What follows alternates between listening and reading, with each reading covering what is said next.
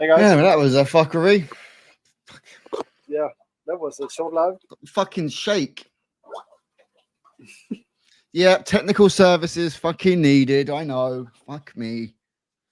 Hello, afternoon, everyone. We are back.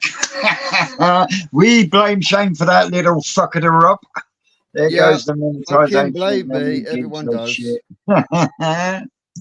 Oh, Shane.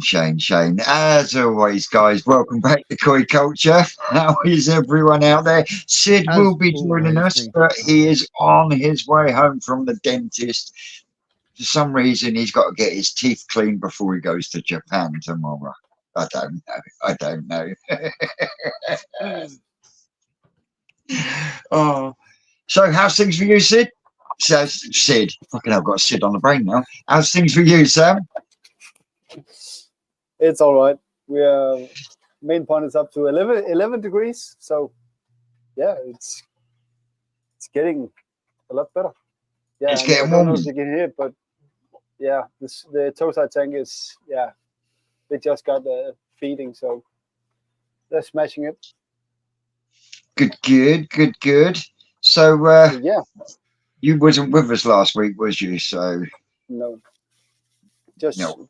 for a short time in the comments.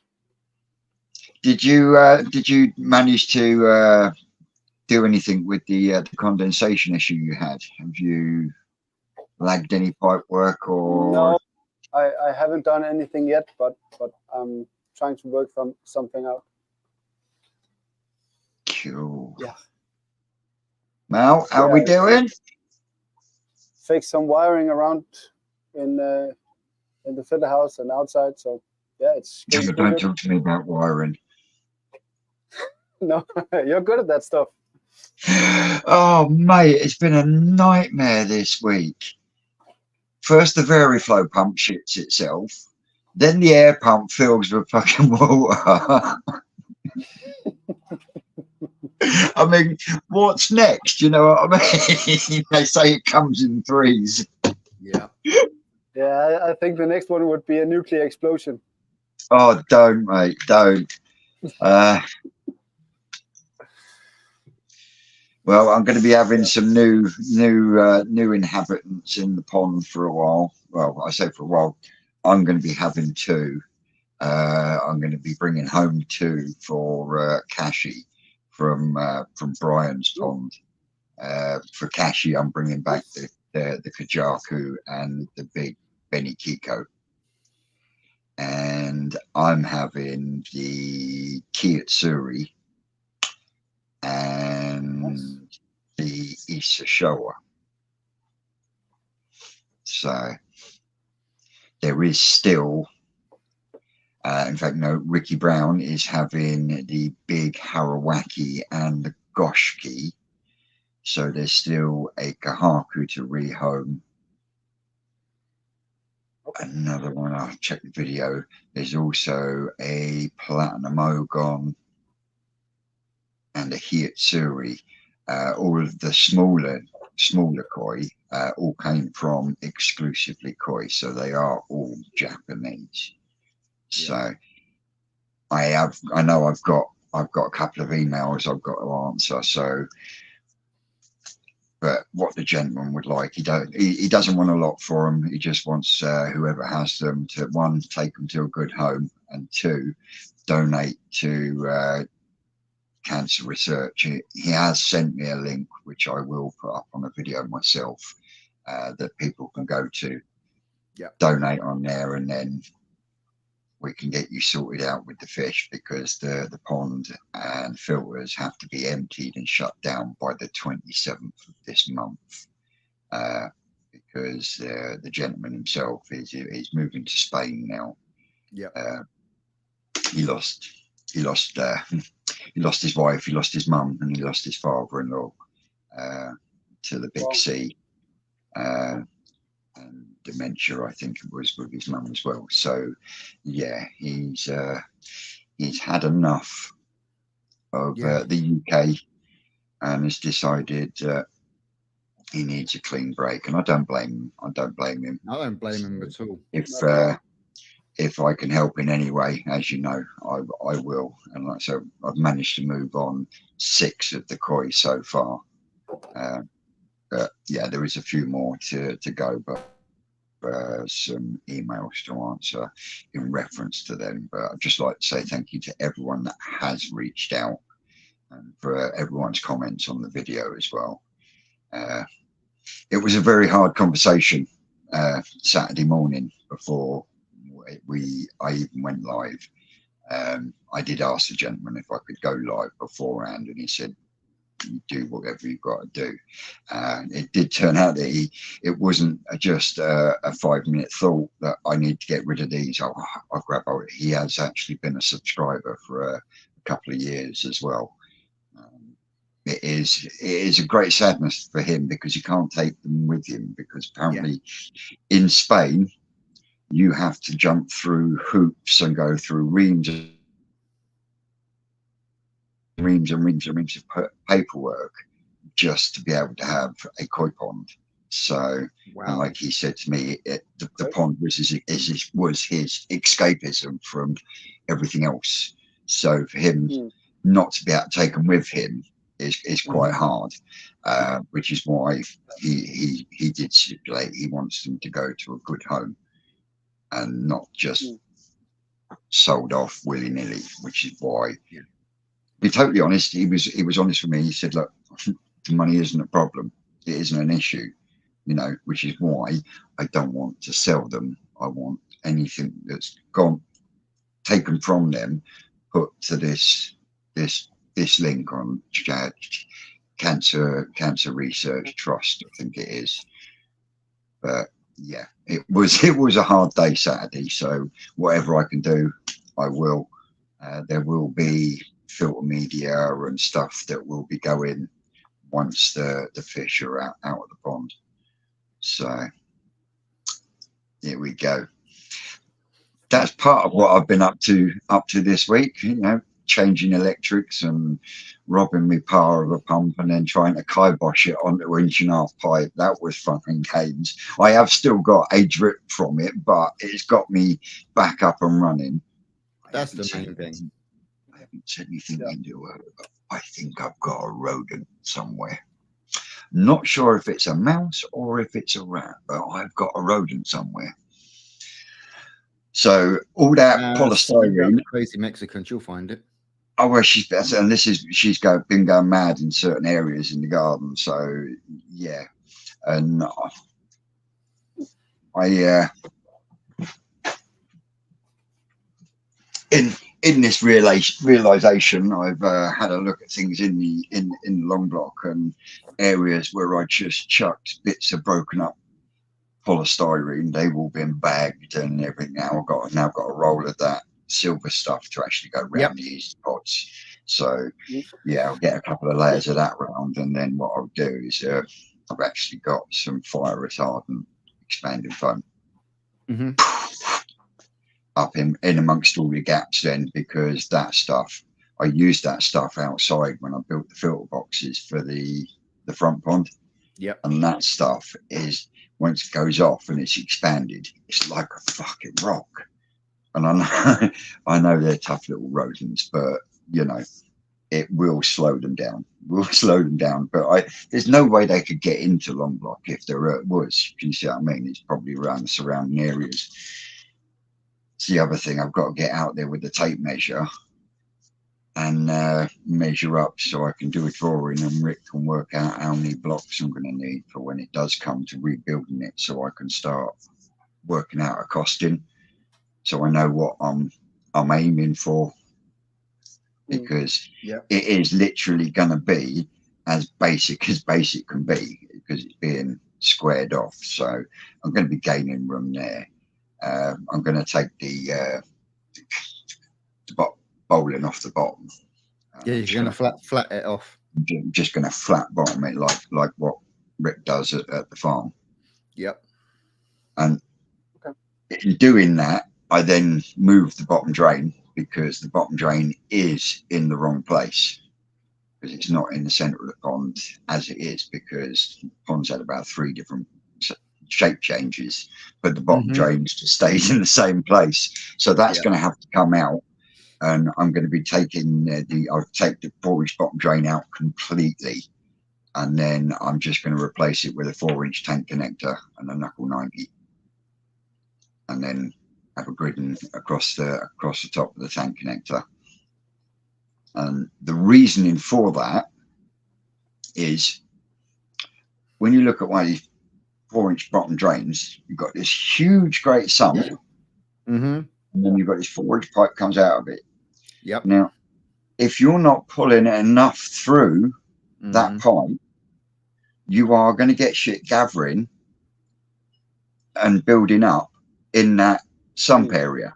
Because water will always find the path of least resistance. So if stuff starts building up, you'll just go over the top of it. You know? Now, I did it on the Tosai tank, and that is literally a tank connector, and that one's got a swept 90 because it was what I had to hand. But when you think about it, whatever pull you've got on there, because of the shape and the fact that you haven't got that sump, it's got nowhere to sit and collect. Goes straight to the filters. And it's exactly what we're going to be doing at Rocket Boy's new pond. But what we're doing with Rocket Boys is, instead of using a tank connector, we're using a Tommy drain, which is basically a tank connector with a dome on it. You know, so it's exactly the same principle, and it's going to be a lot easier when it comes to putting his pond in as well. Because just drill the hole from above, go in from underneath, glue it in place. But before that, we're going to chop all that excess off of the 4-inch tank connector that we don't need. And then we're going to chop a chunk off of the fitting, so when it goes up, that isn't down here. It's down there, so everything's just a little bit shorter. And then, because what we're doing, we're going to be putting his new fiberglass pond on a bed of 4-inch Celotex. Or span. So it's literally just a case then of cutting out the 4-inch channel for where his pipe work's going to go, and scrape out a bit of soil from underneath just to drop it in place. It's going to be so simple, it's unreal. But don't know if we'll be going live Tuesday, but there's a good possibility that we might be going live from Rocket Boys, because we're over there Tuesday morning, and the plan is we're going to move the IBC tank, and we're also going to move what is at the moment his main pond, all in one day. Wow. That's a busy day. Well, we've got Tony from Farm or Koi. He's going to meet us at Rocket Boys Tuesday morning, 9 o'clock sharp, rain or shine. And he's bringing with him a 12-foot round pole. And what we'll do is we'll put the fish. Thank you, Tony. We'll put the fish from his IBC tank into the floating net that I gave him. In his main pond, and then we'll suck all the water out of the IBC tank into the pool. We'll shift the IBC tank over, fill it back up, because Tony's bringing a sump pump with him, so we'll be able to pretty darn quick. Get the IBC tank filled back up, get the fish back in, get the pool clean, empty the main pond and the fish. We're going to lift the pond up, we're going to turn it round, and we're going to back it in straight up to his fence. Bang. Get the filters sorted out, and then that is it for Tuesday. We'll get them back up and running on temporary filtration, but then it's back at the weekend. No, it won't be this weekend coming, because this weekend coming I've got major visitors. Clive. He does seem to take that everywhere, doesn't it? It makes your mind boggle. It does.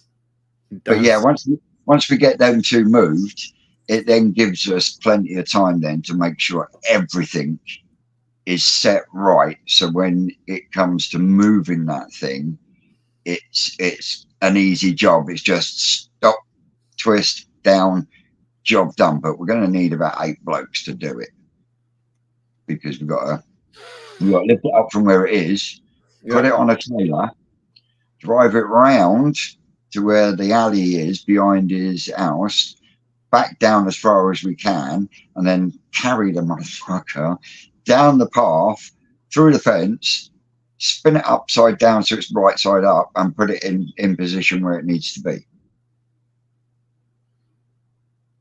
It sounds like a good plan. Oh yeah, but it won't.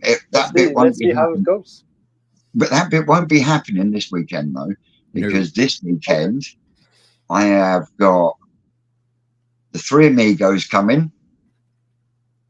If you don't know who the Three Amigos are, that is Phil from Telford Koi Pond, Abe the Koi Keeper, and the Scragster from Scrag 68. They're coming down, and also Saturday I'm being joined by the Koi couple, Becky and Liam. They're popping in, and that should be enjoyable as well.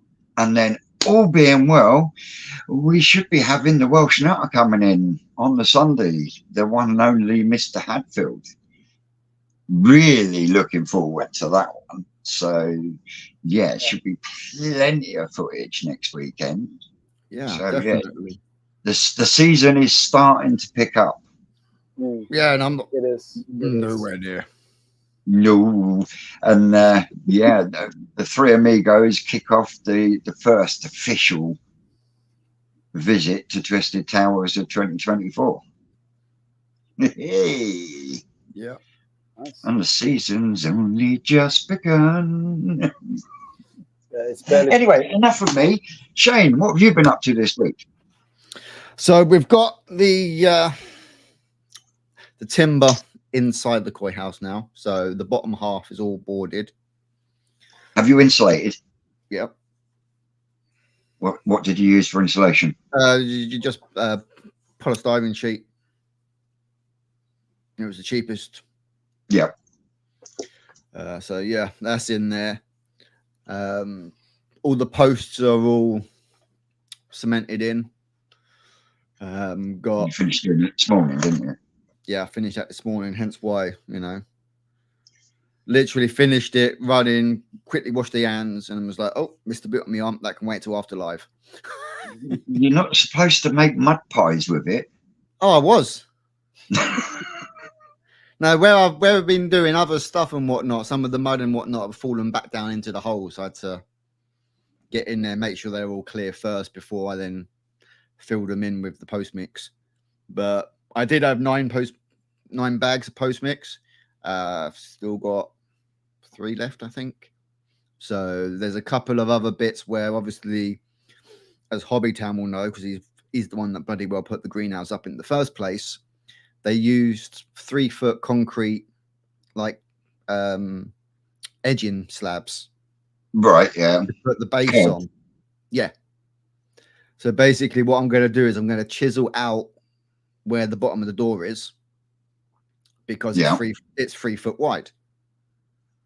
So then I'm just going to drop one of them down into it so that the door then sits on top of. So you opening the door inwards, are you? No, outwards. Outwards.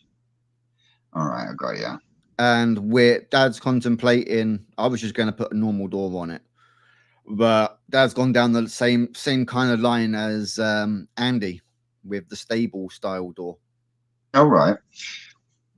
Did you not consider doing 2 doors, 2 slim doors, and open them? That way you wouldn't have to come out so far and you're chiseling out. Can you see what I mean? Because the arc of the door is going to be... Oh, he's gone. Yeah, well, obviously he didn't like that idea. Wrong answer, Vince.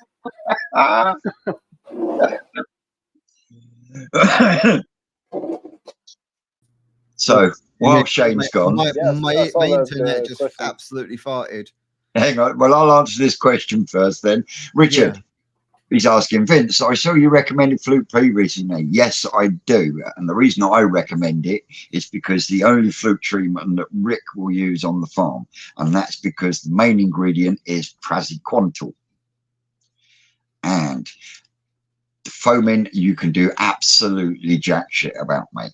You just got to wait for it to dissipate. Of course. Yeah. There's nothing you can do about it, because Rick said to me it takes between 3 to 5 days for Fluke P to actually do its job completely, which is why I always do a second dose 6 days after the first. That way I know that I'm mopping up any stragglers or any eggs that have decided they're going to pop out and start raving on the fish. Yeah. Yeah, I have So- a note to the praziquantel. I don't know if you remember, but the vet that was on the Kulture podcast. Yeah. So, yeah, his name is, but he told that when you have praziquantel, depending on your filters, that would be out of the water 24 hours later. But And if that, it was out 24 why- hours later, you wouldn't continue getting that foaming. Can you see what I mean? Because when I don't when know. you use Fluke P, it goes in and you can instantly start to see a foaming come up on returns in your. The worst place is in your active K1 chambers, because it foams. It just lifts all the media up, which is why I tend to turn my active chamber off for a period of at least 24 hours to try and keep as much of the treatment going through all the media as possible. Can you see what I mean? Yeah. With the active chamber being static all of a sudden, you're not creating that extra foam. And that extra foam, then it not creating that extra foam, and then stops the media in the active chamber coming out and drying out. Can you see what I mean? And not coming in contact with the water. So yeah, it's just little things that you. Yeah, but the foaming could, if you put a certain amount in the pond and it goes, the most of the medication goes out after 24 hours, you will still be getting foaming or foam on the surface, but the dose is not high enough to kill the flukes. So he recommended that you do the first day, 100% dose, and day 2 and 3 half dose, just to keep the dose up. Right. Praziquantel, Yeah, you that can't really overdose. That makes sense. It's pretty safe to use. Wasn't that the same gentleman that was talking about PP treatments?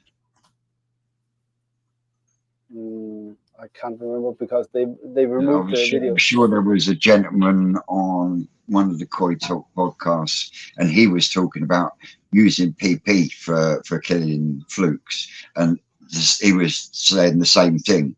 You hit them with one dose, and then the second day another dose, and then the third day another dose, and then you start to bring the dosage down.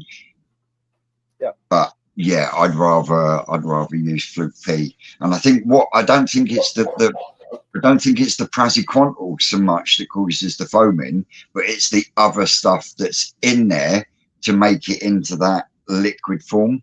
Mm-hmm. Does that make sense? Yeah, and then when it comes in contact with the water, then that creates then its chemical reaction. When it comes in contact with oxygen. Yeah, exactly. Yeah. That's why that's what then gives you the foam, is the chemical reaction itself, not the actual. Yeah, I think that's the case. But yeah, I know what you're saying, Richard. It is a pain in the ass, but I have found personally it's been the best one, and I've used Flucosol, I've used Learnex Pro, I've used Fluxol Plus, and I found that the best one is the Fluke P, and I found that because it's like it's not a jelly liquid, but it's like a medicines type consistency, and I think a lot of people don't mix it. Now, the best thing to do is, if you've got a little capful of this that needs going in, instead of just chucking it in the pond and sluicing the thing about, get a bucket of water, put the treatment thing in there with an air stone. The air stone will then mix it up for you. Can you see what I mean? Yeah. And then literally just spread it around or chuck it in the middle. You chuck it in the middle, you've got more chance of it going down and into the filter system and then dispersing, which is pretty much how I treat most of my liquids that go in. They literally go straight into the middle. Bosh, have some, because it's not going to take long. I mean, especially with things like cloverleaf. Mm-hmm. You bang it in the middle, and it goes, and you can actually see it spread outwards. Yeah, and then you see it going from that white, and it just turns it to that slightly green color from where it's just literally, as it's moving along, it's just killing. But you just, if you're using cloverleaf, you just got to say goodbye to your fish for fucking 3 or 4 days. Yep. Yeah, Learning Pro is my go-to. Yeah, with Flukes. But talking about treatments and that, I chucked in that Resolve Plus that the Baldwin Reefer gave me at the All England Koi Show. Yep. I chucked in that. I literally didn't. I took the pot and I went, that's about half.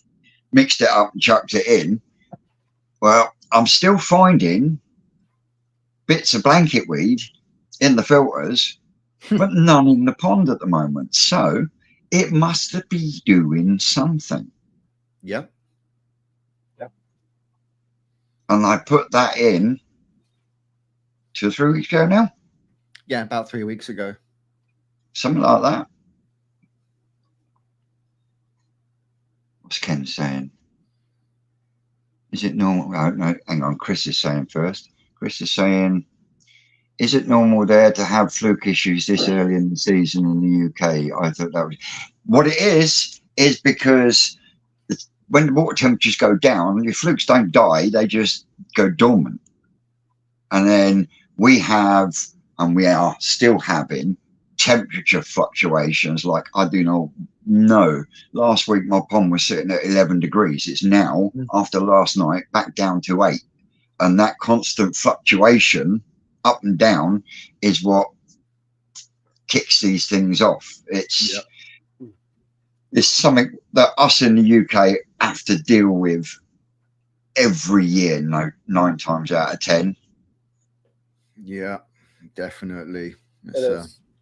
And then once you've dealt with the flukes, 9 times out of 10, you end up having to follow up that treatment with either a PP treatment or a malachite green and formalin treatment, because you've then got costed because of the wormer in the fluke treatment.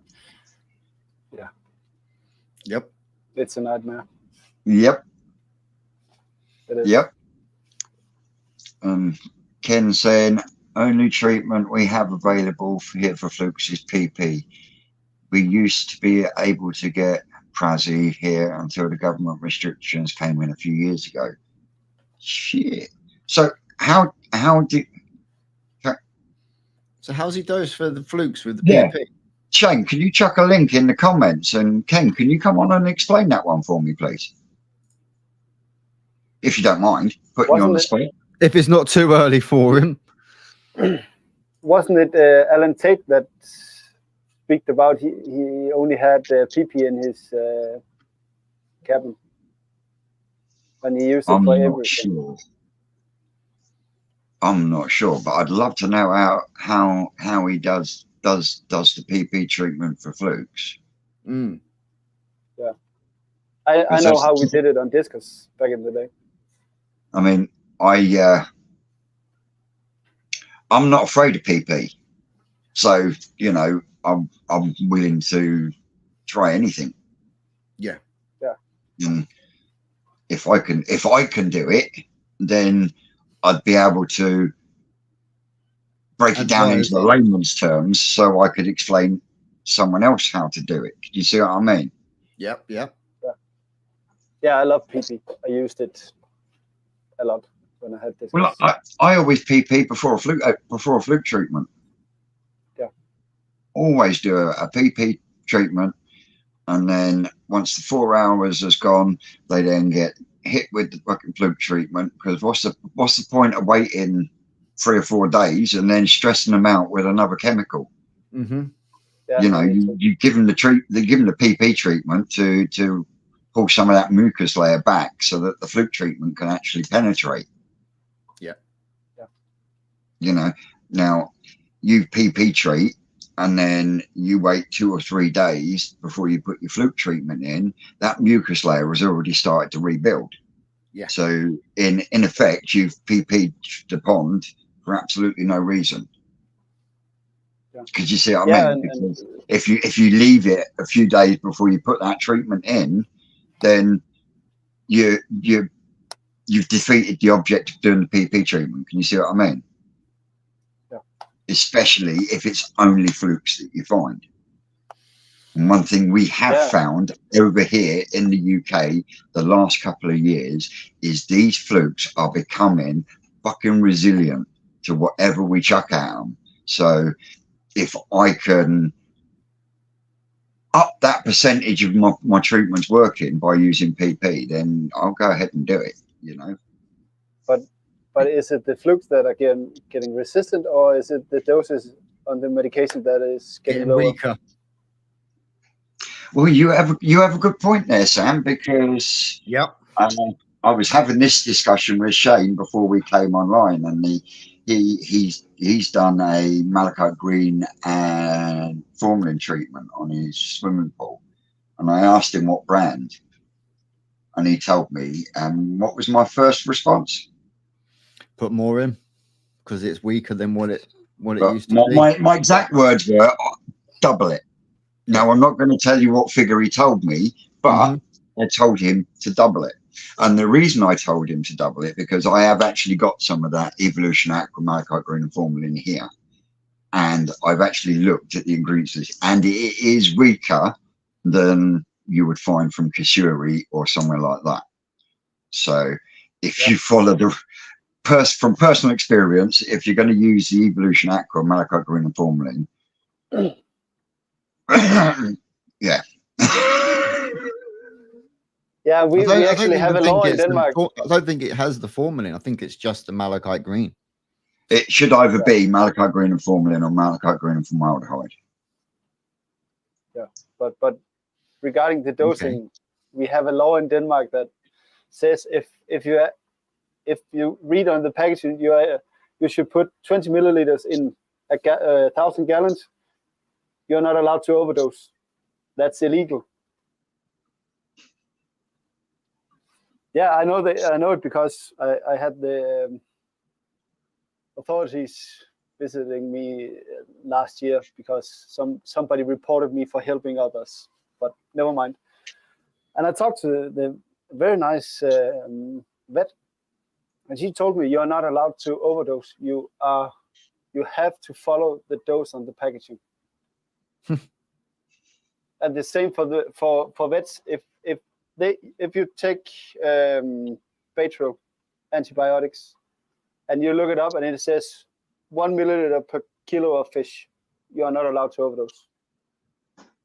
But we know that 1 milliliter is not going to do it. Mm-hmm. And we know that the companies that are making the medication don't know what they're doing. So how are we going to do it? We do it our own way. Yeah, we just double the water volume. Yep. Right. Ken saying generally do a PP dose of 1.5 grams per 100 US gallons and redose if needed to keep the water deep purple for a minimum of 4 hours. Treatments are done for a 3-day period. Repeat 3 days after if needed.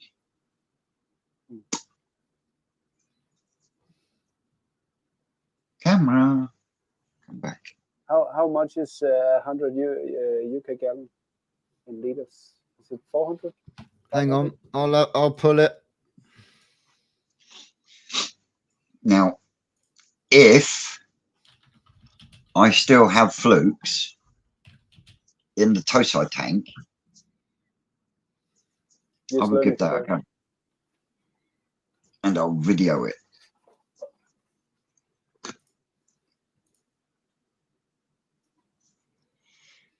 Well, if we take it from US gallons to imperial gallons, and then take it from the calculation from that, that gives us 83.2 imperial gallon. And then 83.2 imperial gallon is 378.23 liters. So that's a good dose of PP. That is a good dose of PP. Yeah. But yeah, it's better to hit them hard in like 3 or 4 hours instead of hitting them like half dose in 8 hours. Hang on, Chris has got a question. If PP strips a layer of the slime off and stresses the fish, why would you not add API stress coat after treatment for parasites? It makes no sense to me. Help me understand. Right. Now, that makes sense. If I do it because, like I say, it strips a layer of mucus back. So then you've already created that stress. You're going to create a stress event by putting the fluke treatment in anyway.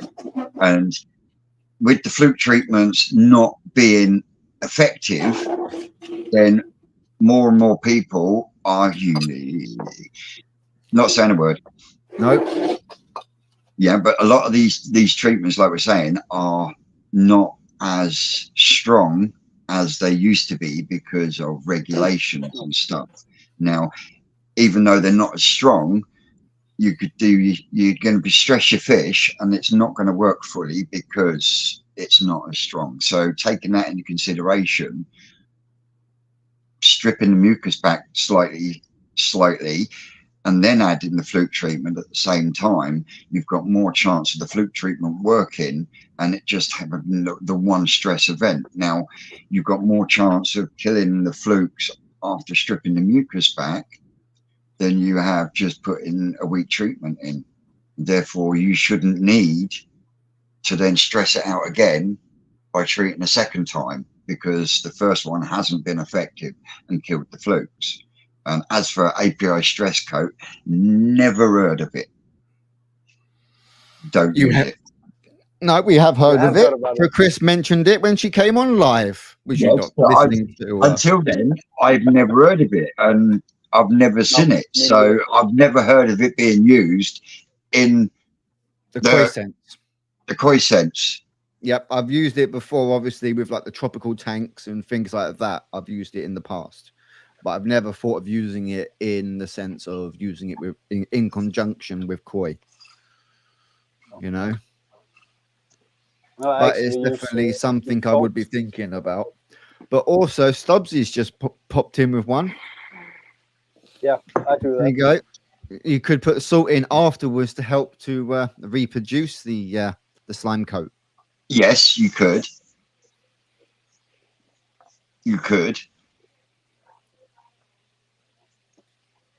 So I'm getting lost with the comments at the moment.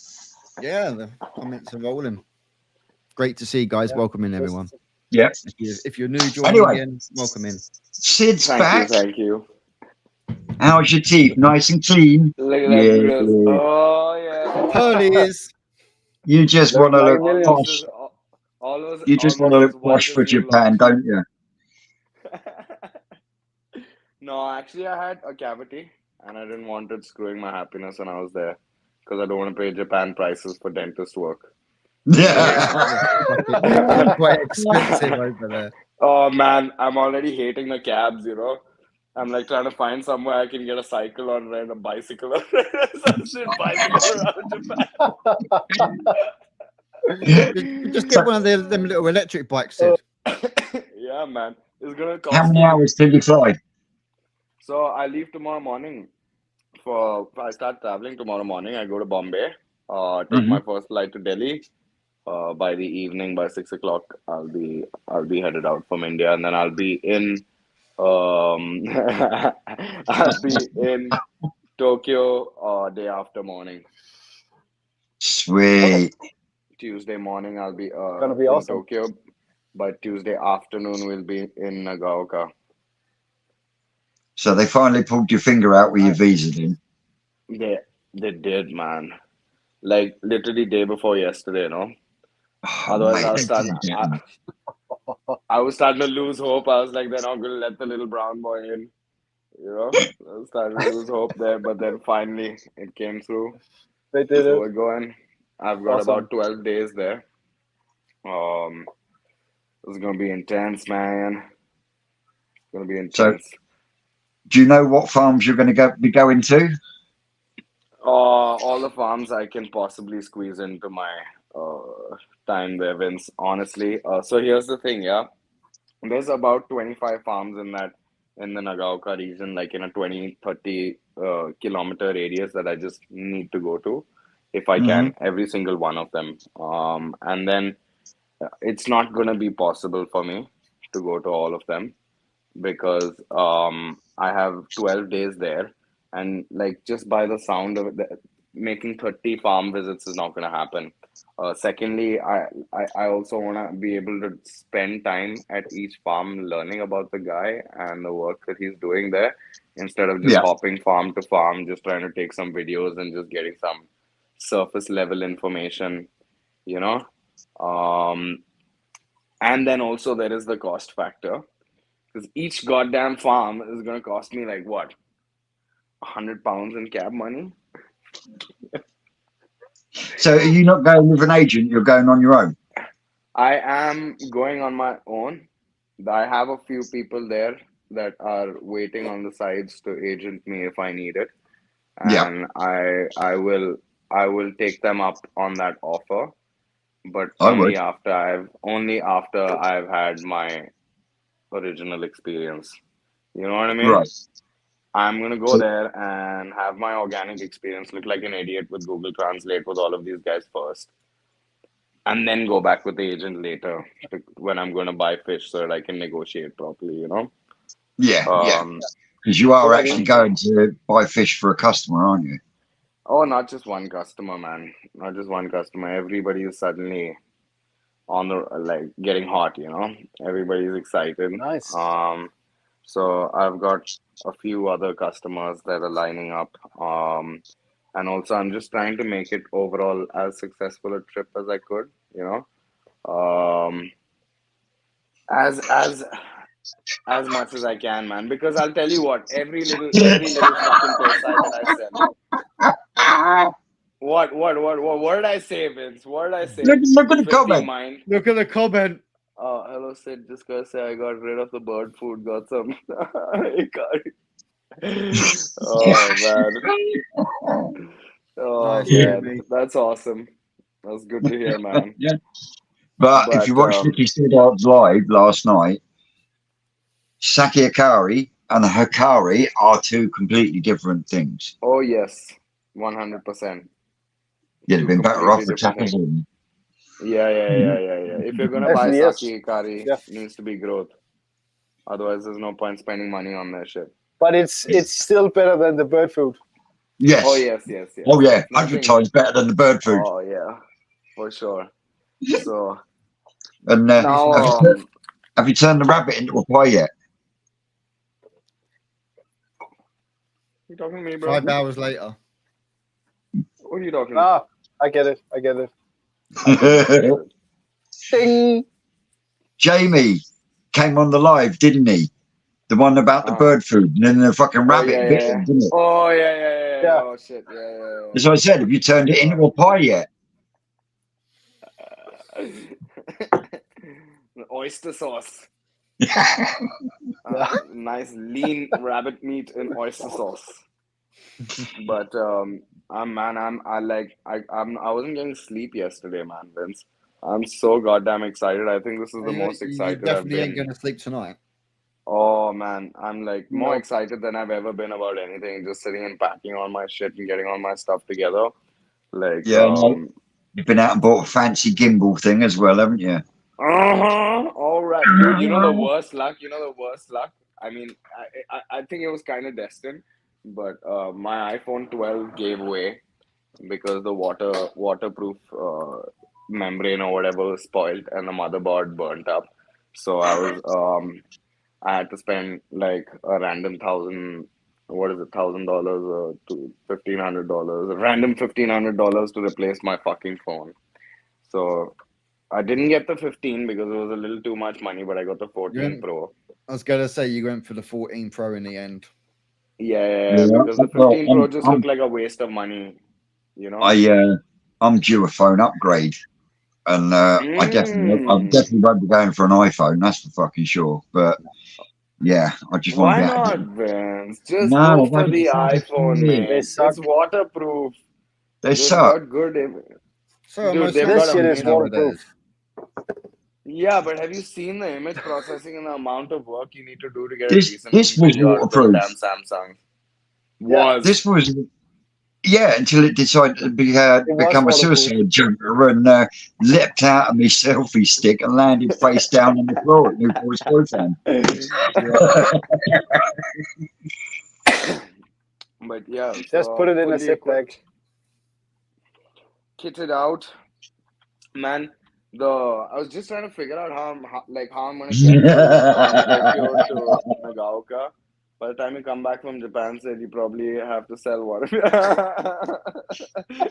Seriously, no joking, man. No joking. It It's probably so ain't wrong there, expensive here. Clive. Probably are not wrong there. Oh yeah, for sure. And the worst part is, Vince, like each of these farms that I go to, yeah, they're not gonna be happy with me just showing up there acting all smiley and trying to get a fucking video out of the place. They're not gonna take, like, I'm gonna have to buy something from like every single farm I go to, okay? So like if there's 20 farms and I buy like one Nisai or one, you gotta buy at least one fish, right? Like, come on. So one Well, Nisai, I'm gonna spend about $500. Say that's 20 farms. It's at least $10,000 on fish that nobody wants yet. Yet is the Yet. key word. Yet is the Yeah, key it is. word, my It is. friend. Yes, my friend. You get them One home over and then there. you sell them. Oh, dude, There you go, I'm there. amazing at selling fish without even touching them.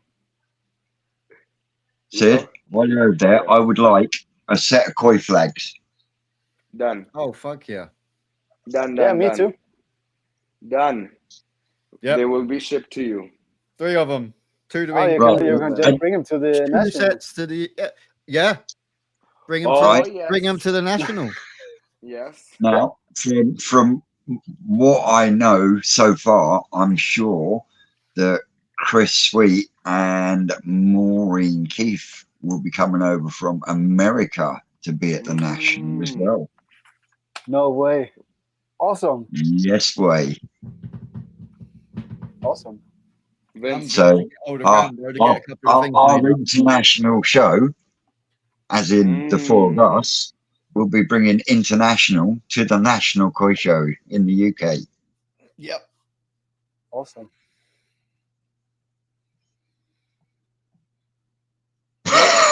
Sid's got issues. Yep. Lightweight And then you just gone. And just like that, the iPhone 14 Pro just went.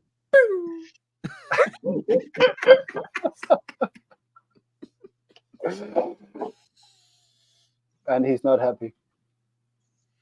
Can't hear. So, Stubbsy, are you getting your indoor pond?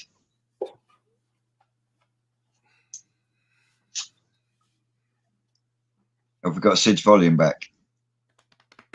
Nope. Nope, you're not back. He's a tough bastard, isn't he? Oh, I'll tell you what. Oh, Stubbsy is still working on it. I'd be the same. I'd just be all over the place if I was going to Japan, because that is just. Yeah. just one of those. You Granted, lucky. there would be, say, 5 or 6 that I would have to go to. Can you hear me now? Yep, we can hear you Okay, now. let me just pull out the Google Maps and like list out some of the places that are in like a 20-minute distance by cab, Yep. from where I'm staying. Just a second. Why don't rent a car? Dude, I can barely afford the cab, bro. And they're not gonna let me. And on top of that, they're not gonna let me drive there, man. I don't have an international license and things. Oh, it's in the wrong side as well. Yeah, no. The sides are all right. The sides are all right of the road. It's just okay. Yeah. So let's look at what we got here. Kawakami, Yeah. Marusada, Kaneko, Marutoyo, Izumiya, Yagenji, Taro, Yagenji. Hiroi, Maruhiro, Yeah. Urakawa, Isakoi Farm, Marusei, Dainichi, Nagami, Maruboshi, Matsuda, and then there's Ogawa, Sekiguchi, and Hoshkin. And I wouldn't know, mind going to this thing. I'm don't worry, I'm gonna be looking out for your show when I'm there. I would Kodai love to Fish go Farm to Sekiguchi. and Yamaju. No, I want my Kanoko Asagi. Oh yeah. See, listen, you're gonna be scouting through those videos anyway, Vince. You're gonna stop right there. Look at that one there. Stop. That's the one I want. Put that one inside. Put that one in. Yeah. I said you're going to have to get a little bowl, right? And just write on it the Twisted Bowl of Doom, and just take it everywhere you go. Yeah, just say it's universal. Oh, Mind you, I did bring a few nice ones home this week from Yeah? the Twisted Bowl of Doom. Ooh. Oh What yeah, we got there? I got a snow shisui. Ooh, I love them. Nice. Yes, I think I might have a Kanoko in there. Oh. That made your ears prick up, didn't it? Mm-hmm. But the best one this week, I think, by far, is the metallic Deutz that I brought home on Wednesday. The one that's got the greeny tinge.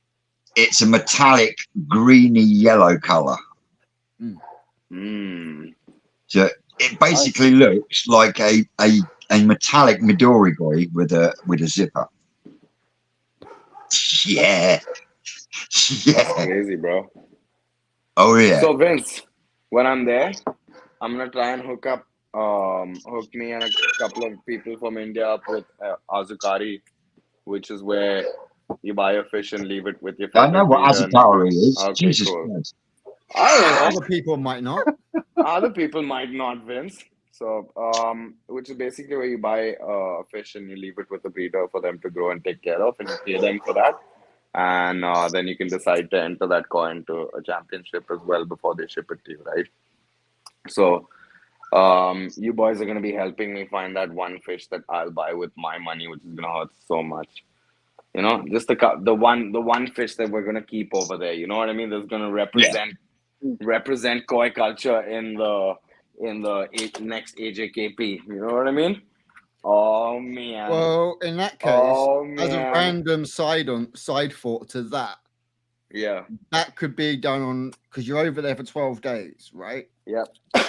How many Sundays are you going to be there? I have one Sunday there, and then the next Sunday I'm in Tokyo. And it doesn't really matter. We could do a couple of prep lives on the weekdays as well. Oh yeah, cool. You know, we can try and make the most of it, and if we can get 3 or 4 streams happening while you're there, exactly. Because I can spin the camera and take you guys around whatever the place I am in at real time. You know what I mean? Yeah, Obviously, there might be the headache that we're probably going to be streaming for you guys back home at like midnight or some shit like that to get a decent timing in Japan. Dude, But if we got to do it, I'm not. Yeah, because we'll get Yeah, to me what too. we'll get to do is like I can just put I can switch the camera around and take you guys around. We can comment. We can check what's going on. We can ask them questions. We can bowl up fish. We could like if someone on the show is interested in something that they see, we could speak to the farmer right there. Bowl it up, pull it out. Mm-hmm. What does it cost, sir? You know, and boom, That was perfect timing. Who did that? I did Who it. did you do I it? did it. Yeah, you can do that if you Nice. put the. I wonder if they no. You twat. Yes, Chris, That and I can't wait to get some body on it. And Jamie, absolutely brilliantly, mate. I'm holding at 21 degrees and it's hardly costing me a penny at the moment. So wicked, absolutely wicked. mm, And if you could get one, I would highly recommend one. Yep. And I feel like I need a So, couple. Sid, yeah. have Yeah. you seen the pearl ginrin that Sakaguchi makes? I think I have. Simon from Yeah. up north, he's It got has one. some other name, doesn't it? Yes. It has some other That's where I've name. seen it. I don't know. Does it have an? I don't know. I have a feeling it has another They're name. just for some reason they are just not to be found. Really? No, They're not so popular. it's because they're hard to create. Mm. Yeah. I I can know, try but and look for one. damn, they're pretty. Yeah, Simon from up north Koi Pond, he's got one. Oh, really? Hmm Samuel, you want fun. one? Koharu? Yeah, I want one. Are you putting me on the job? Is that what you're doing? Yeah, I don't Pearl know. I Ginrin think it's too expensive, and my wife will kill me. They Yeah. would be pretty expensive. Oh, for sure. No, I think so that's the thing, no? Let's see how it works out, man, guys, because I mean I'm not gonna be going there and buying a shit ton of show koi. I'm not putting bids on those $15,000 koi and all of that nonsense. You know what I'm saying? No. Yeah. I'm gonna be going humbly from their smallest, most budget ponds to their smallest, most budget ponds. So we'll see what we can do and what we can make Yeah, well, happen. you've got to You know? start We don't building up need a relationship, and and there's only one way to do that, and that's go out and do it. And in fact, exactly. that's what Peter Waddington done. And if it wasn't for that, koi wouldn't be as prevalent in the UK today if it Yeah. wasn't for Peter Yeah. just wandering around, Yeah. basically doing what you're going to do. Yeah. You know, I know I'm not doing anything revolutionary, man. There's been lots of people that have come and gone before me, but this is 2024. There's very few things left. You know, just gotta enjoy what you like to do. Yeah, I'm but not it's going finding there. them little things that, because most of like the larger side of things have all been found. But if you can just, find them small little ones that haven't, and then you might or even them- find a koi breeder that you It's never heard of, and you might find some absolutely banging fish in there, and you're like, yeah, you "Fuck, might find some absolute belters. yeah, you know what I mean? That's just a Yeah, and lucky he listed bastard. some unknown breeders. There are a lot Or of just unknown breeders not over unknown, but not Yeah. as known as Danichi and Saka and Muntaro and that stuff. there. Yeah, I And they completely make some agree. pretty good fish as well. Yeah, definitely. Oh, Jamie's got us a question.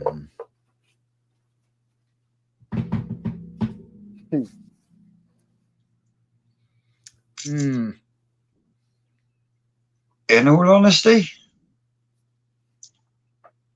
help me with my PTSD, my anxiety, and my anger issues. Yeah.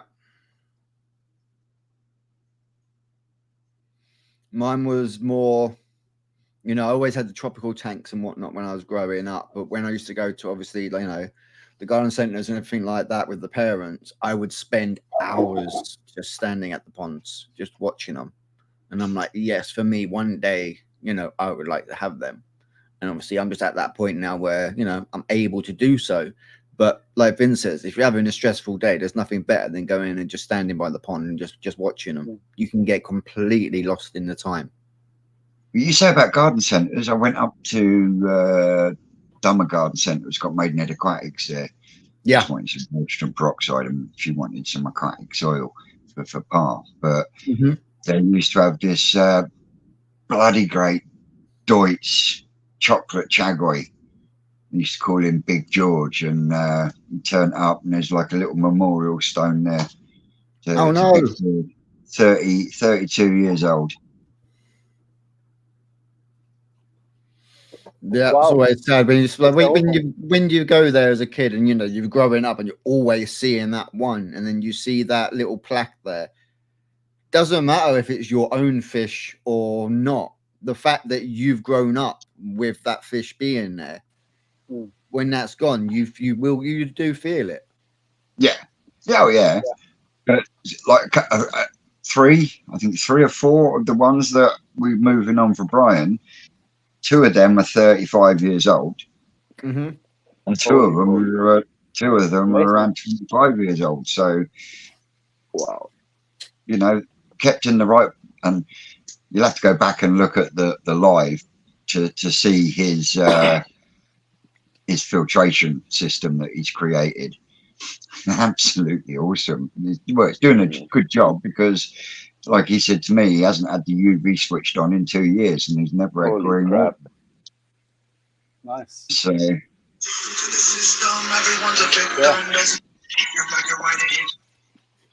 hey, Pa. Left. I can't at the moment because I'm live on YouTube.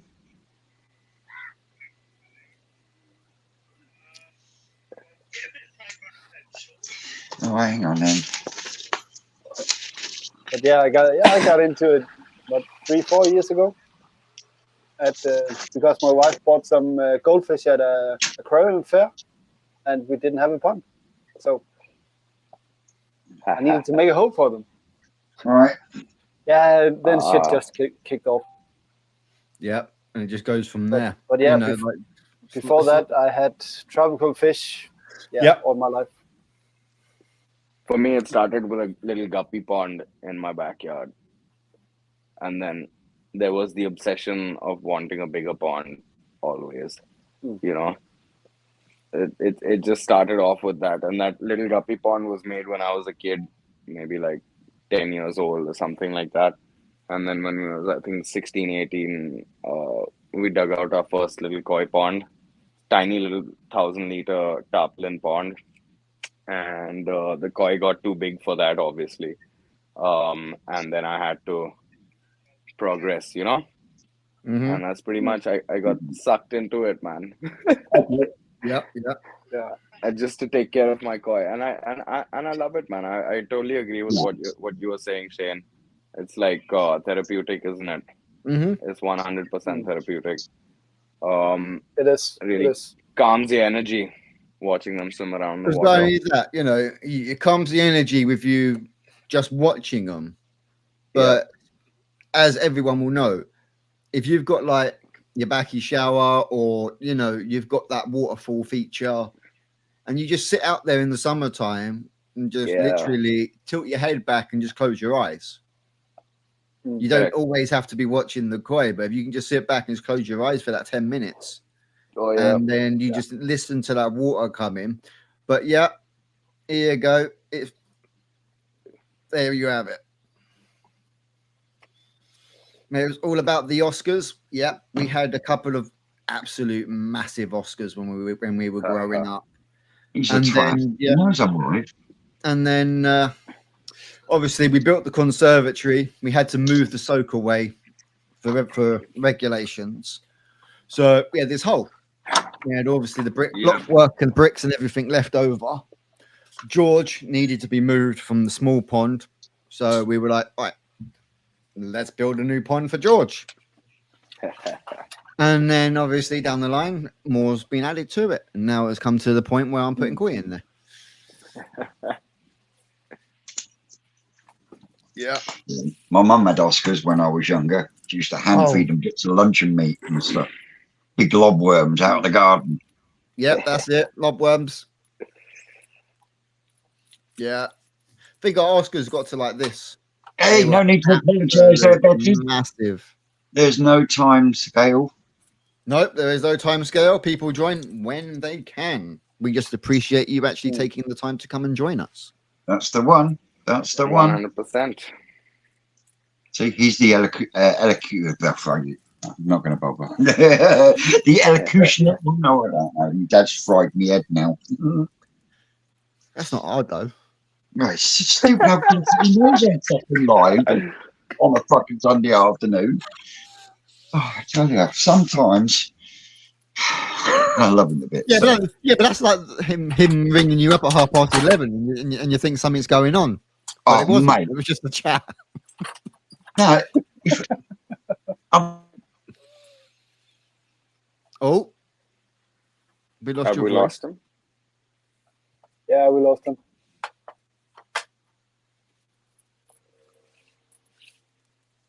Is fine. everyone else? Is he back? Oh, Oh, You. we lost you halfway through that. oh, me. Yeah, Right, where did I get to? literally right just the Yeah. part where you was explaining about his phone call at 11:30.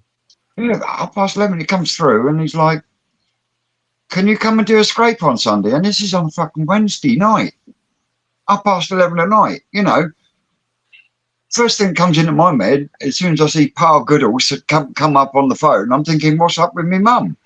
Yeah, especially. And he's like, "Oh, hello, how you doing?" I'm like, "What's up?" "Oh, nothing. I want you to come do a scrape for me on Sunday. Is that all right?" Really, Dad? I could have waited until the morning. Really? I mean, but I love him to bits. I do love him to bits. He's a good old boy in his own way. Bubbles Koi. For me, it was watching Vince's videos and seeing it could be done on a budget. Oh, that's awesome, bro. Look at you, Vince. Inspiring people all Yeah, over that the was world. where I started. Crazy Koi man.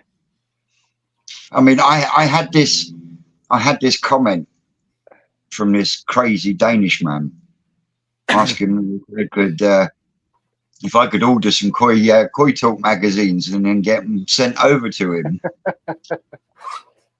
You remember? Yeah. So yeah, I had a whole year's worth of Koi Talk magazines sent to me, so then I could then post them out to our Samuel.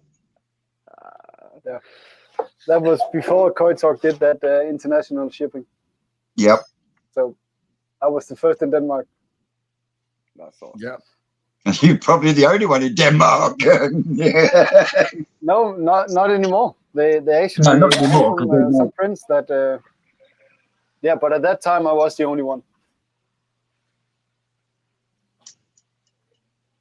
That was So, boys. fun. The trigger, Gary, is another new one to the game. Is Gary Coy 625. The trigger for me was seeing the enjoyment someone else was getting from the pond. That's another thing. I mean, I get there 4 hours. the old Amazon drivers and stuff to come in to drop a parcel off, and then they end up standing at the pond edge for 5 minutes or so, just going, "Wow." You know, it's crazy. And then suddenly he's like, "Oh shit, I'll go back to work," and then they're off again. You know. Yeah. You should put a little camera up there just to catch them, just standing there, just watching them and being like, "Yep." Oh yeah, just enjoying the Koi. Caught them on my camera a couple of times, and because it's set for human movement, nothing else, just human movement, and yeah, you see him just stood there. Just admiring Big Betty. Yeah, yeah. And then you get the ones that I'm actually food deliveries and stuff. I've actually had one gentleman. He turned up. I was down at my mum's. A phone call from Susan. There's some gentleman here. He's been here before, and he's brought his friend to look at the fish. It was actually a fucking food delivery driver that my boy had some food one time, and I couldn't remember him from Adam, but apparently I stood out there talking to him, and apparently he asked if he could bring his friend round, and I was like, yeah. Anytime, just tower's always open. Yeah. He ended up taking a couple out of the IBC tank, but yeah, I couldn't believe it. You know, but the thing was, the guy that he brought round, he couldn't understand a fucking word I was saying. So this other dude stood in between us, giving it, and then he'd go, and I'll go, right, now what you got to do is do this, and then he'd go, it was crazy. It really was. The triangle conversation going round. But a pair of lovely blokes. But yeah, you do meet some people in weird ways in the koi hobby. I'd say that for sure. Yeah, you do. Yeah. So there was this one time we had to dislodge a huge snake from the nets that I used to cover the pond. And this thing had really wrapped itself up and gotten really hurt and things like that. And normally I'd have been okay to like relocate a snake or something like that, but that was a little difficult. So I called the snake catcher. Yeah, they call Sarpamitras in India, which means snake friends. So this guy came in to help me with the snake. Like 10 seconds in, he saw the pond and he was just, because like I'm sure in the UK and stuff, people see a lot of koi ponds, but you don't see a lot of koi ponds in India, dude. You see a lot of dirty slums and trash dumps and things like that. You know what I'm saying? So this guy he got so hung up. He's like, oh, can I put this in my fish tank? Can I put this here? Can I put this there? I was like, dude, you can keep it in your fish tank, but then you're going to have to take something tiny and bring it back to me later or something like that, And I ended up paying him in koi for his work, catching the snake. And the guy's in touch with me till date. He sends me update videos. Those 2-inch kois are somewhere at about 6 inches now. He's enjoying it. People get in on their own ways.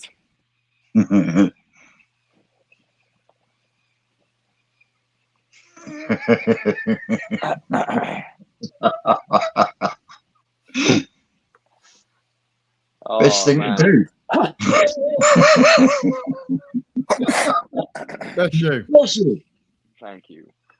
I wish we could do that here, man. But the goddamn frogs that we get in India are toads. In Maharashtra, they're not frogs. They're the poisonous types. Like the koi don't even want to eat their eggs. It's so bad. And when the rainy season comes around, man, there's like, I'm fighting them off. There's an army of them. How are the trees going, Sam? I actually haven't done any trees in the last 2 weeks. It's not the answer you wanted to give to the master. That's not one. No. But yeah, I've been busy so much for being a loyal apprentice. I see. I don't think Will San is approving of this. No, we'll have to start calling him Arthur, innit? Arthur Job. Arthur Job Bob. Arthur Job. There you go. Will has answered. Sacked.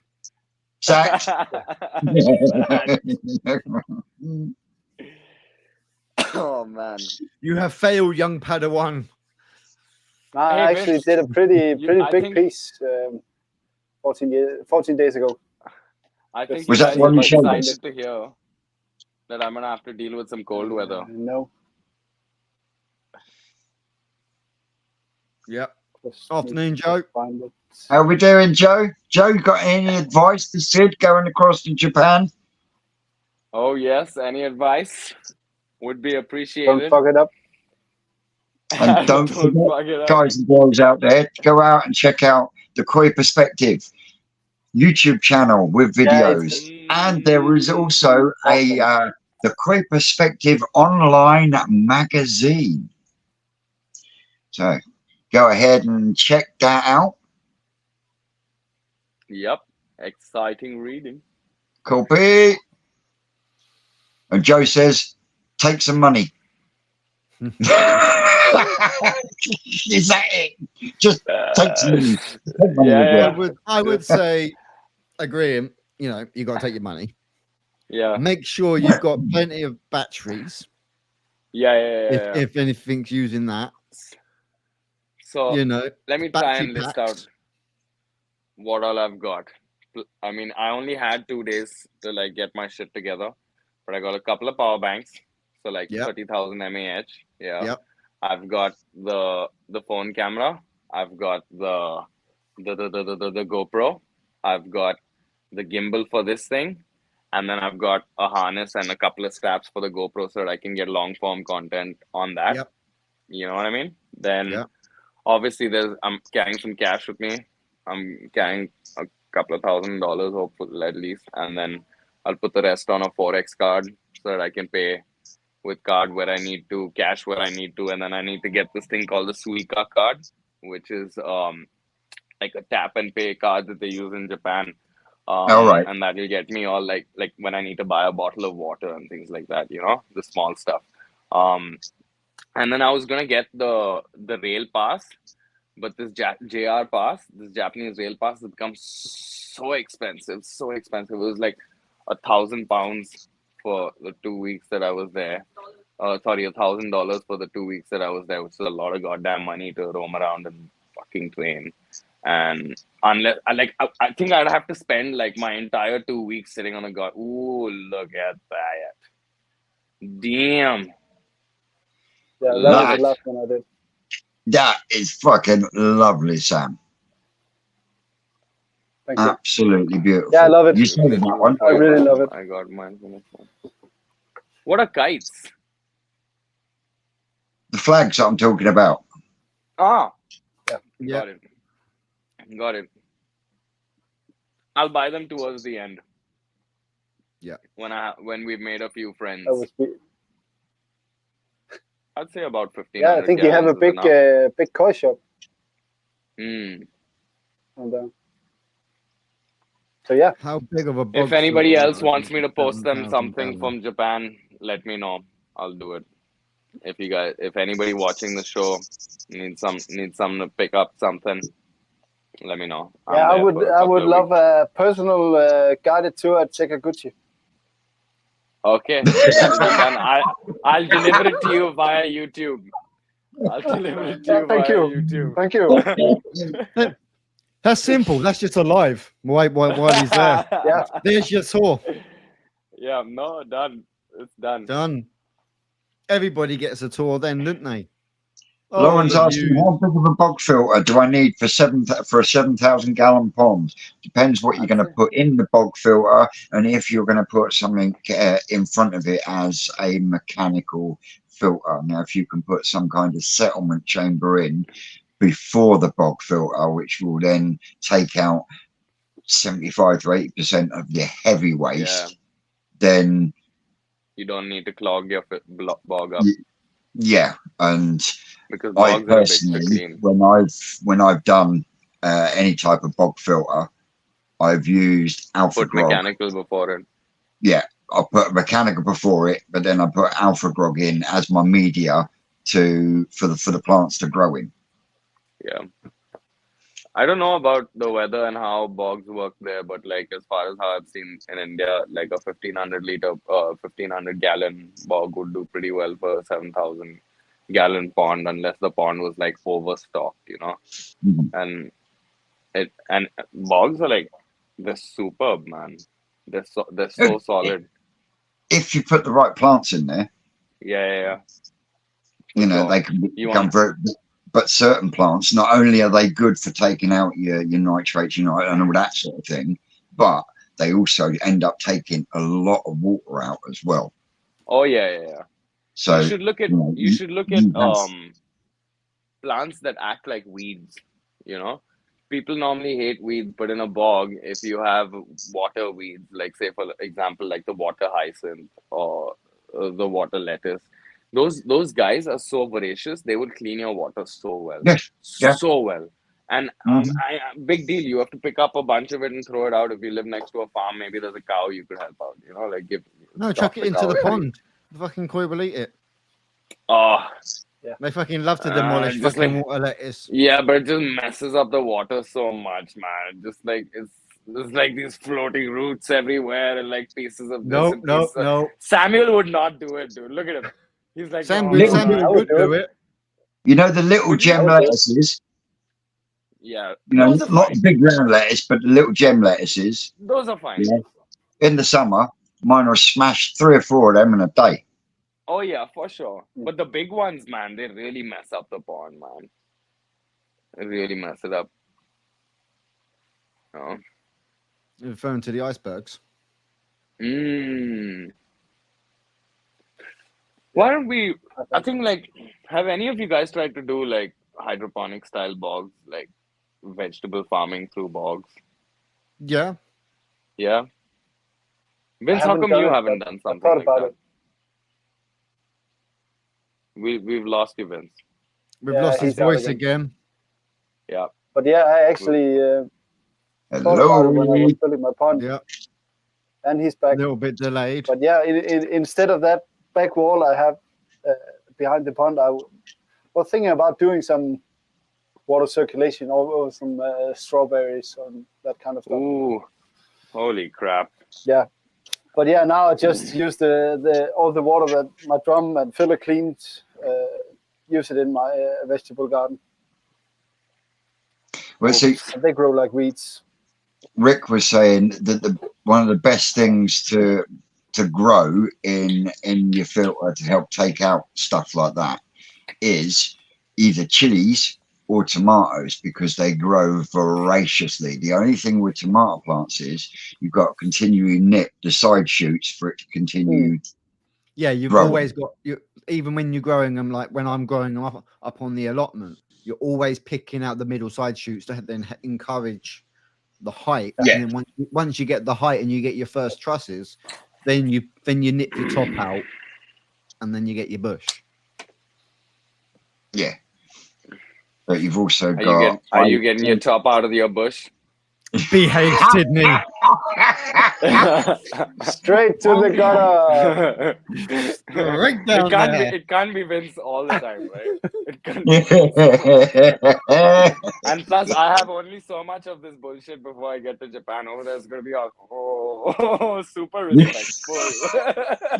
Just get it all out your system, Sid. Get it all out your system. Yeah, getting it all out of my system. Holy shit! Because it doesn't roll like Indonesia there, does it? Indonesia was so chill, man. Everybody was just taking a piss. Yep, And they you can't do. grow them both. It screws up your cross pollination. What? Chemical tomatoes and Tomatoes Chili. and chili together. yeah, but we're not wanting them pollinated. You just want them to grow and take out Yeah, but- stuff. For what he does, yes, because he wants to then keep the seeds then for his next year. Hence why he's got like he's going to be doing like the Frankensteins, the Armageddons, your Reapers. Oh yeah, Ricky's really looking forward to his Frankenstein seeds. Mm-hmm. That's what's going to be growing in the Mega Munga tunnel. Yeah. Yeah, bring some chili seeds to the national. I could use one of those. Yeah. I got two. Dino, there's your mission. When you come home, end of the month, bring back a few bags, mate. We're going to end up having to take some out. Yeah, I know. Oh, they've been sent. Okay. Ricky's ones have been sent. We don't know whether Skeggs actually ever received his ones. We never got told. But we did send out some seeds to Skeggs as well. But we never got found out whether they arrived. He's like, what selection? Samuel, what kind of selection you looking at? Yeah. Is this a 7 pots? Some 7 pots, some mangoes. What are we talking about here? Chilies. Mix something. Oh, okay. just So in other words, mix something. Bro, give me a call after the live, mate, and we'll have a little chat about what ones we're going to be bringing out.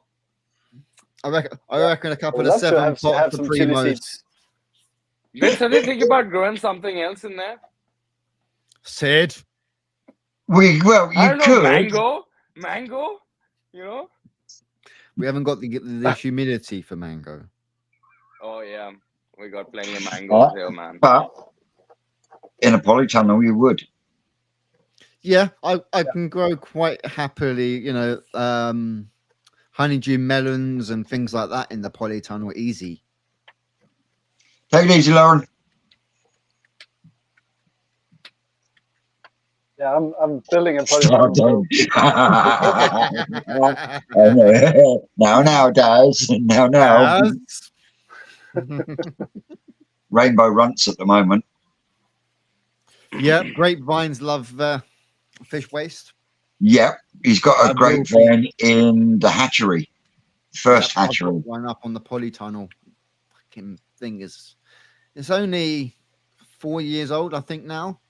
Like we only had the first year's worth of crop last year, and that literally grows the whole length of one side of the polytunnel, and that polytunnel is like over 4 meters long. And it's literally from the front door to the back, and end of last year that was up halfway into the polytunnel as well. It was literally just hanging down. Just as you go in with a pair of scissors and just chip, chip, chip. Hey, Mario. Amazing. There you go. Saseska's turning around and asking for him as well. Hey, Mario's joined us.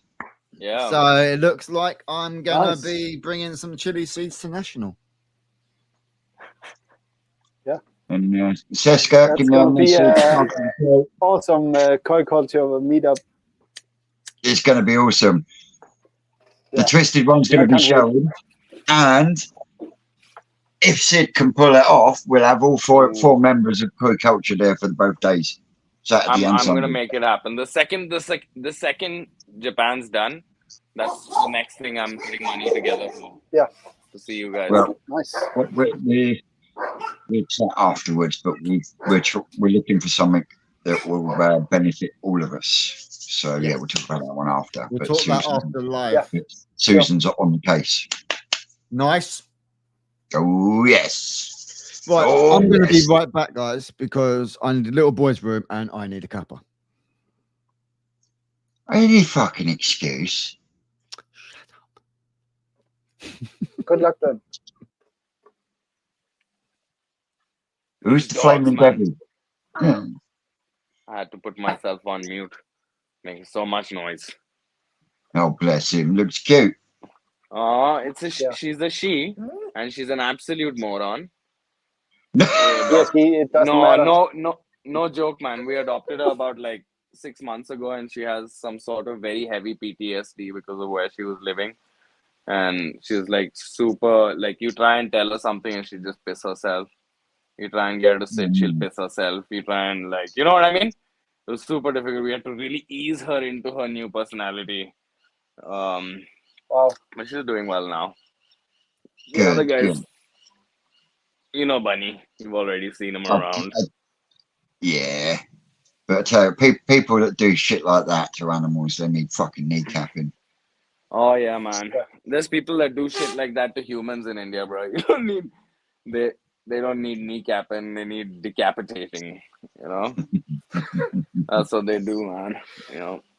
There's a lot of people in India, there's a lot of nice people, and there's a lot of fuckheads. That's the case same everywhere. all over the world, though.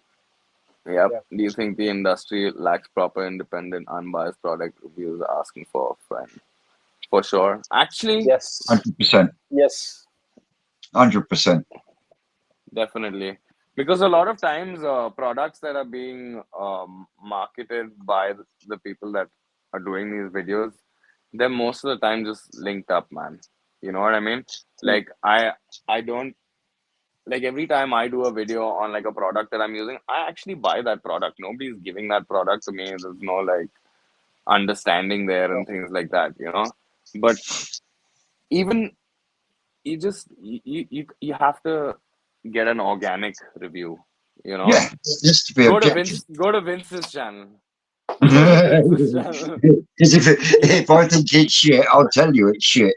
But I'll tell you what, that cat toilet, that's a brilliant little piece of kit. And I'm really glad that they reached out and asked me to give it a whirl. And I know for a fact quite a few of my subscribers have been out and bought one.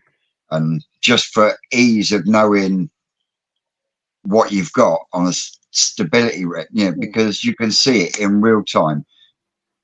if your pH goes up. And I can watch my pH fluctuate when I do a daily water change. Yeah. And I can now, with the reading on the Cactoile, I can pretty much guesstimate how much water to change to bring it back down to where I want it. Can you see what I mean? Yeah. Absolutely. And I think Can it's someone here cheaper. pull up? I think it's Can one cheaper of than you the guys Blue pull Lab up what a Guardian. Cactoile is? Because I don't know what a Cactoile is. It's And a I'm 7-in-1 water monitor. Yeah, give me a sec. oh yeah, we were talking about this last time. It would be nice Okay. if you could pull it up, Sam. Yeah. Pia had commented on one of our videos on one of our previous lives, saying that for a lot of the people that aren't as, we've got two types of people watching us, right?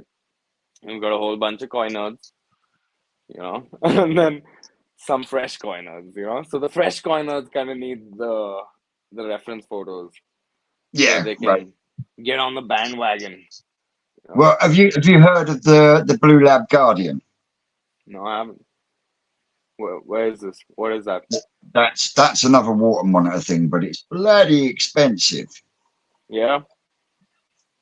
And I think in comparison to the Cactoile, it's fucking expensive. Ooh. But with the So Cactoile, these things, they run 24/7. They're monitoring 24/7. yeah. Oh, So that's you awesome. get in real time, 24/7. You get this right. Top one. I think. And would you You've have to got buy? ORP, TDS, temperature, pH, EG, SG. What's the other one I'm missing, Simon? EG and SG? What is EG They're and SG? more directed towards aquarium I mean, readings. I'd kind of prefer Specific ammonia gravity. nitrate, TDS. Like if it would be nice to have chlorine, it would be nice to have salinity. But then obviously, if you know how to do it, maybe you could do TDS from salinity from TDS, but that's a pain, you know? Ooh, that thing. There Oh, you so go. that's for an aquarium. It can be used for aquariums or Obviously, it could ponds. ponds as well. Yeah. Yeah. Yeah, that's it. The other one I'm missing, salinity. Salinity. Oh, perfect. Yeah. So if it has salinity, that's awesome. That's nice. But it's missing ammonia and nitrates Yes, and it hasn't nitrates. got ammonia and nitrite on it, but Yeah. you can monitor your temperature. You can monitor your pH. pH is absolutely. It's not slides, Joe. It's actually calibration powder for the pH, and that's every 6 months. It just needs recalibrating every 6 months with powders that you put in water that they provide. Okay. And having the ORP when it comes to doing it like a PP treatment in the growing on tank, because that's where it's set up at the moment. What is the It's ORP, Vince? ORP. It's the It's electrical redox potential. Yeah, that's the one. Electric potential? Yeah. Yeah, it's like Vince said, it's Conductivity? the millivolt. Yeah, millivolts Millivolts. in the water. Oh, so if there's loose wire somewhere, you'll be able to tell from that. No. I don't know. Then what are we looking for with ORP? Right. Now, if you Simon did a good video on it. yeah, Simon's got an Check that awesome out. video on it from up Yeah. North Croy. But basically, when I did a PP treatment in there, now the ORP reading, as long as I kept it at sort of 450, that's about right for 4 hours Okay. for PP. Can you see what I mean? Yeah. Anything past 450, and you're going to kill your fish. You're going to kill everything. Okay. Because All right. above 450, it's, from what I can make of it, it sterilizes everything. So, you can monitor your ORP and you can actually control the ORP as well by using PP. Ooh. How much does one of these things cost up there, Vince? I'm So not sure. What's this? It's right here. Oh yeah, look. Okay. That's about 16,000 rupees, 16,000. That's not too bad, man. Honestly, that's not too bad. You No, know, I I think mean, I will try The to bring the bring one to 6 month Denmark. recalibration thing is a little bit of a sounds a little irritating. but it's how I've never used a Hanometer, but they need recalibrating every. But God you knows how only many. need the recalibration for the ORP, right? No, for the pH. Everything. Oh, for the pH, huh? Yeah, That's it's best, just the pH because you've got Yeah. such a it does such a range. Yeah. You see what I mean? So you when it comes to That's this Yeah. awesome piece of kit, man. yeah, and like I would Joe's saying there's also a thing called the Senai. It's been around for years, but with the Senai, you have to change my the God. calibration slides Ooh. every month. Ay. Yeah, but it does ammonia. Oh. Yes, That's, the Senai does do ammonia, but I've spoken to a lot of see, people. like ammonia nitrites for anybody that keeps koi Vince is like it's super instinctual, right? Like you see your water and you know. Like Yeah, when you after you've kept koi for over like a time, year, after you've kept koi for like a year, you know when your water is at any parameter. Like when your water shit, you know when your water's Yeah. okay, you know. And for the most part, like I understand maybe for an experienced person that's not so important. I can tell by the smell, man. I can tell by the smell, the foam, kind of even the yeah, viscosity, like high ammonia water yeah. almost seems like it's If you spend time with your pond and yeah, you will know at the end. but salinity is not like that now. no. Salinity is It's not difficult. like it tastes like no. No, Joe I'm was not sent, doing that shit, bro. I'm not doing that. Joe's I'm not saying he doing was that. sent a Senai to test. It's good, but it's expensive to run. What do you mean Yeah. by that, Joe? Yes. As in it's I think expensive to changing run. these things every month, It's the slides recalibrating you it buy every month, buying every those month. slides. Yeah. It's quite Sounds popular here in expensive. Denmark. Yeah. I can just Oh, try to look it up. Chris is saying, I didn't rate the Senai, have to pay for everything, and it costs so much extra to buy a separate Wi-Fi connection. And you What know, the fuck? the 7-in-1 is wireless. You know, it is wireless. The only thing it doesn't do that Senai does is your ammonia.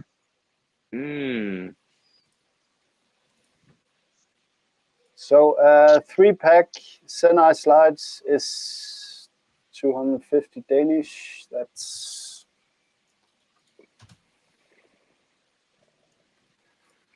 Dude, you know what sucks? That's around 30 quid for That's 3 not- months. Ooh. Every month. Ooh. No, every 3 months. It's Right, a 3 months. 3-pack. Right, I got you. Okay. But so that's 10 pounds every month. And the unit itself is quite expensive. What does that mean? Just a There's second. a number there, right? Yeah, that's in British pounds. That's for the unit. That's 345 pounds. For the Senai. Can you pull that up on the screen? Yeah. Are you on their website? Hello. 350 Now I'm on pounds. the Danish website where we buy it. But yeah, the unit itself is 300 and Holy crap. 50 So pounds. the Senai basically, Aye. so it's about, I think it's about £25 for 3 slides, and after 30 days on the app, it just stops giving you the readings unless you change the slide. What the hell? Even though if it's not, and you have to scan. You see on the slides on the left hand side, you have to scan the that QR code. and enter it into the app, and it literally stops giving you the readings after 30 days. Like, you cannot read Sounds it. like a money trap, man. It is a bit of a money trap. I was sent out the one on the right hand side, that Senai Pond pack on the right there, Yeah. but that only, you plug that into the wall and drop it in your pond, but then Yeah. you need to buy the Wi-Fi attachment as well. So it's not that price. You have to buy the Wi-Fi pack as well. So I don't know if they've got that on the website, but the Wi-Fi Sounds like pack, an Apple subsidiary, bro. yeah. So then you have to like, I don't know if it's got the Wi-Fi pack EU. So you get the actual sensor, but Hmm. you have to go and plug it into a laptop next to your pond to then Yeah. pull off the readings. You can't get like a Dude. live reading. It's crazy. And then obviously you've got the Wi-Fi pack, and then you can get everything on your phone. So it kind of defeats the object for me. I think by the end of it, you've For probably spent about 350 quid. for me, for the price of that thing and everything you'll have just described, I could hire 2 full-time people and pay for tests. For someone to come and sit at my pond and give me constant readings in 2 shifts, yeah? The day Day and shift night. and night shift. Yeah. I'm not even kidding. I shit you not. Like, Wow. that's how Wow. expensive that is in terms of India. Like, Wow. a manager at a car dealership gets paid 200 quid a month. I mean, a sales guy, you know what I mean? Mm. So that's crazy, dude. No, I was sent one, and to be honest, I think the readings are really cool because on a night time you can see pH and monitor it. Yeah. But yeah, I just couldn't be bothered changing the slides and buying the slides and changing them. It's a bit too much effort for Yeah, me. that's where I But just need my project built. I think it's a case of like what Vince has shown me there. If that actually does monitor what it says it does, then The it cat can coolie. help. I But like it. But I also think them powders, you have to get every little bit of powder out of the bag and make sure you calibrate it exactly right, don't you? That's the only thing. I've used some pH calibrated like powders, and I've always been wondered like, oh, have I definitely got all the powder in here? Because it has to be so right. Yep. Otherwise, it just throws the pH off by 0.1 Sit or at the something. top, Yeah. nice and careful. You open it up, and then the amount of water you need, you put it in the packet. You stir it around till it all dissolves. Yeah. And then you empty That's it a good into idea. your container. Yeah, I'm maybe thinking too much about it, but then I'm thinking, have I left any in the bag? I'm like, come on, get out. You know, I'm Honestly, like, I think the $150 makes sense even as a salinity monitor, man. Yeah. yeah, probably. Honestly, Yeah. I think just for the fact that it does salinity, that cat coolie thing, and you don't need to recalibrate that bit, like, just that makes it an awesome deal. That's But how I kind of see it. The other one looked like a waste of money, and then it also looked like a waste of time.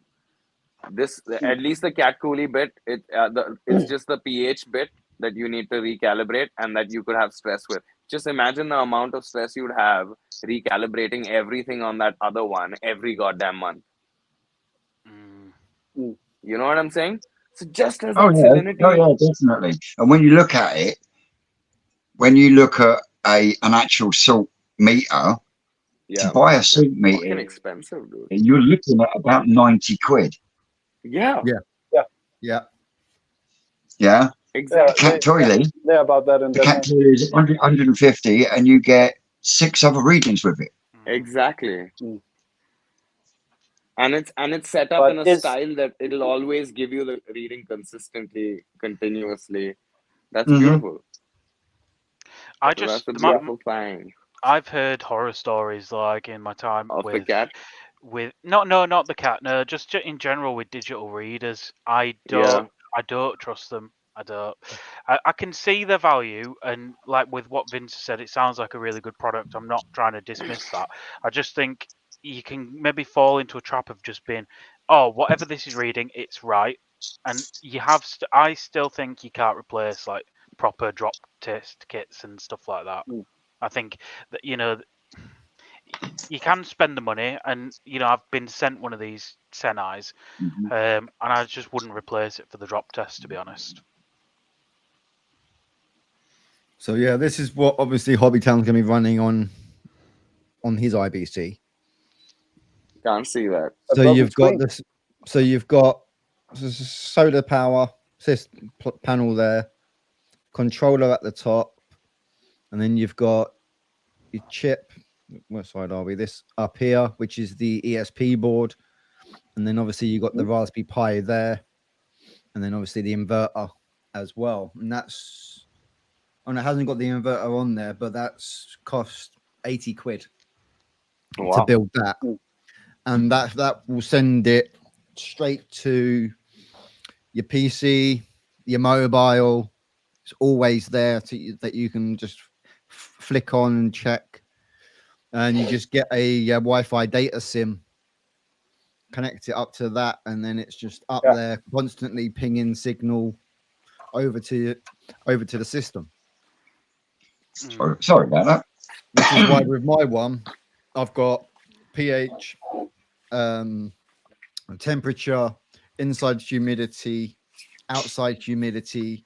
But that's obviously more for when I come to doing spawning, so I can monitor the humidity inside the koi house to know when it's going to be close to time. Oh, you mean for spawning? Mm. But yeah, as Chris Taylor said there, his koi medic salt meter is great, but it cost him nearly £100. Yeah. Yeah, it's expensive. I'd But really like to buy that cat coolie.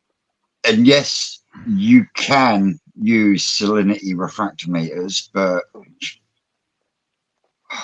they can be a pain in the arse. I think the only time you need a really expensive salt meter is if you're quarantining koi that have come from Japan or something like that, or if you're using salt as a fluke treatment, or if you're using it as at them really high doses. Yeah, then 0.6s and Yeah, exactly. level. Other than that, you 0.9. need to know your or pond 0.9. volume. You need to just, if you know your pond volume, people can think too much about salinity. I just chuck salt in willy-nilly me now. As long as I know I'm not going close to the edge, I just chuck it in.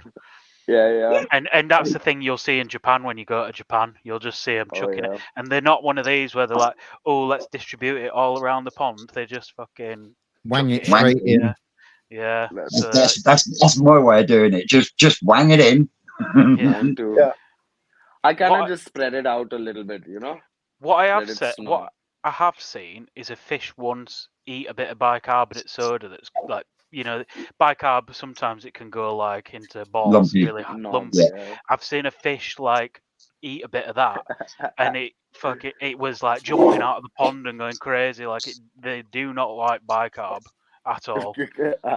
So that's something that you do probably need to like liquid, put it in as a liquid form before you put it in. But salt, just wang it in.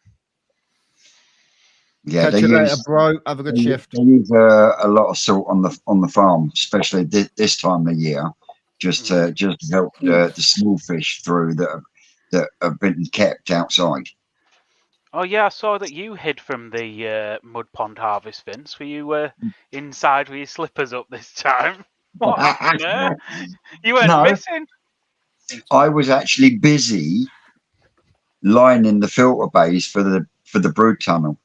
Right. Oh, that's what you said you were doing.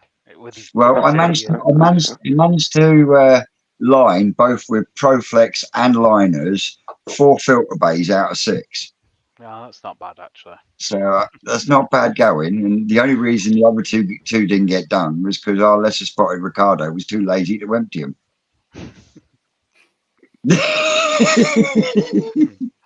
That would do that. Perhaps he wanted you to empty them as well for him.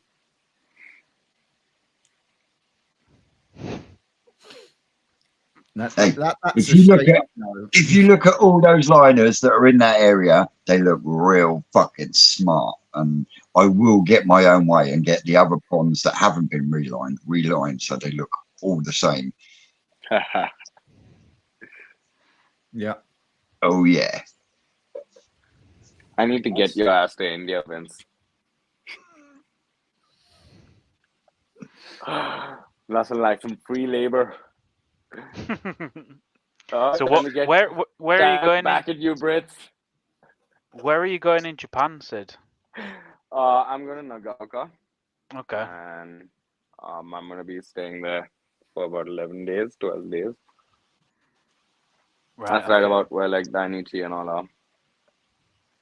And Nice. it's gonna be fun. I'm so excited. I'm psyching out, man. Like literally, I'm gonna get off this live, go crash because it's late at night in India, and wake up tomorrow morning and head out to Japan. That's amazing. I'm so fucking excited. I don't I'm know so how I'm gonna fucking get. jealous.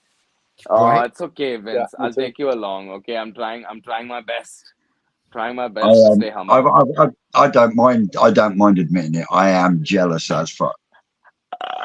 Yeah. See, This You know, young they'll be fucking seeing it on their whippersnapper. lives. you're gonna start This pushing fucking hard for yourself instead of at someone's farm, Vince. how this young little whippersnapper has managed to get to Japan before me. You fuck bag. Oh. Baller. But I am not a fucking baller, Sid, bro. are you having your own koi variety created? I don't know. I don't know. am. Let's see what I do over the next few years. I am. I'll let you have it, Vince. I don't want. I want to spare your poor soul. You know, Oh. I have the ammunition. I just named 25 of them.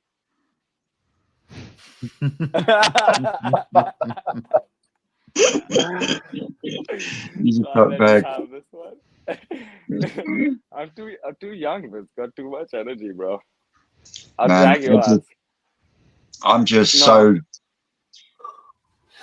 the fact that I've got the opportunity and that have the opportunities that I've got at New Forest Koi Farm just blows me away. Wow, You know, bro. the fact that I actually have a running pond in a polytunnel on a koi farm is just man. You know, True that. I can't say no more than that. You know what I mean? And No, I'm a bit both jealous. both myself and Dave, you know, we are blown away with the way we get treated down there because we get treated like family. And Yeah, you get the VIP treatment. and this is one of the reasons why we like doing the lives as well, because then people can actually see and appreciate everything that goes into running a koi farm. Yeah. You know, a successful koi farm, especially in the UK. You know, and New Forest is up there with the other two, and they're the best three koi breeders in the UK. And that's the New Forest Koi Farm, Adam Byer Koi Farm, and Cuttlebrook Koi Farm. Mm-hmm. And it just so happens I've helped out and worked on all three. So Yeah. I get, and I think another reason why I love it down the forest is we'll work with what we got attitude. You know, and like I've said before, some of the things that Rick has used as filter media. You know Straight what I mean? from Niigata. But you cannot deny the quality of the fish, you know, and using.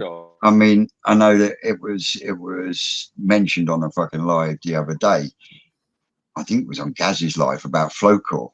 Flowcore's crap. Yes, it might be, but it is still a good usable media, Mm-hmm.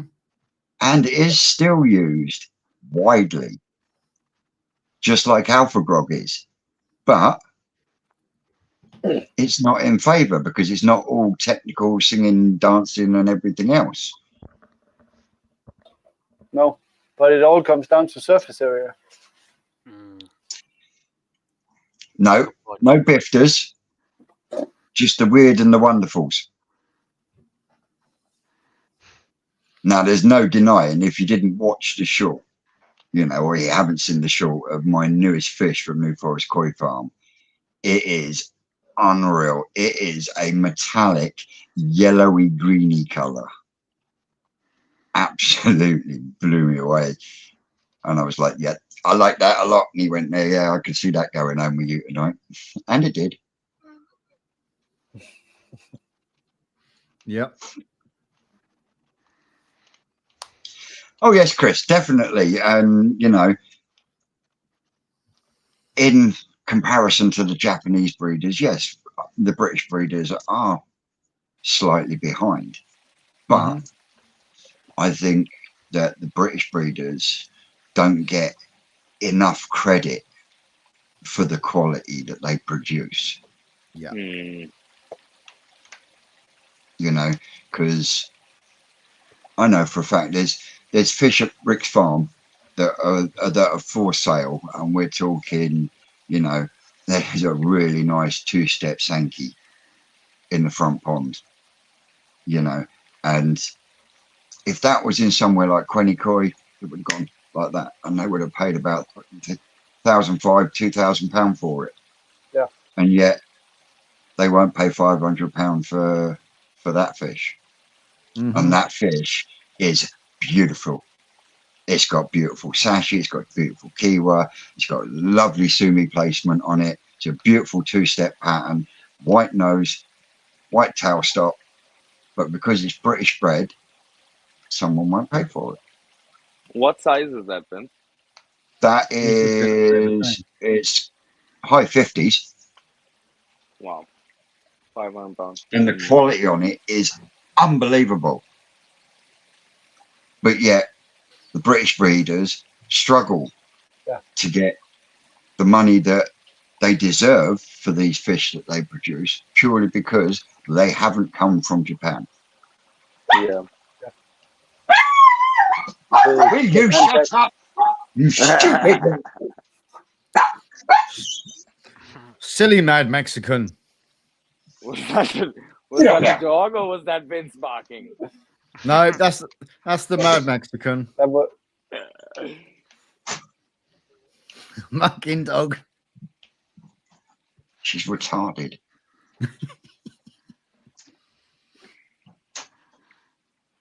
All right, Susan's shaking her head at me because I called the dog a retard.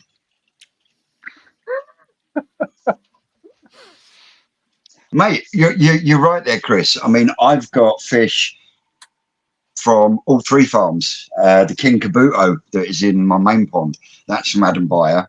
Yep. I've got some Makami Kigois. I've got one in the growing on tank and two in the Tosai tank that came from Cuttlebrook Koi Farm.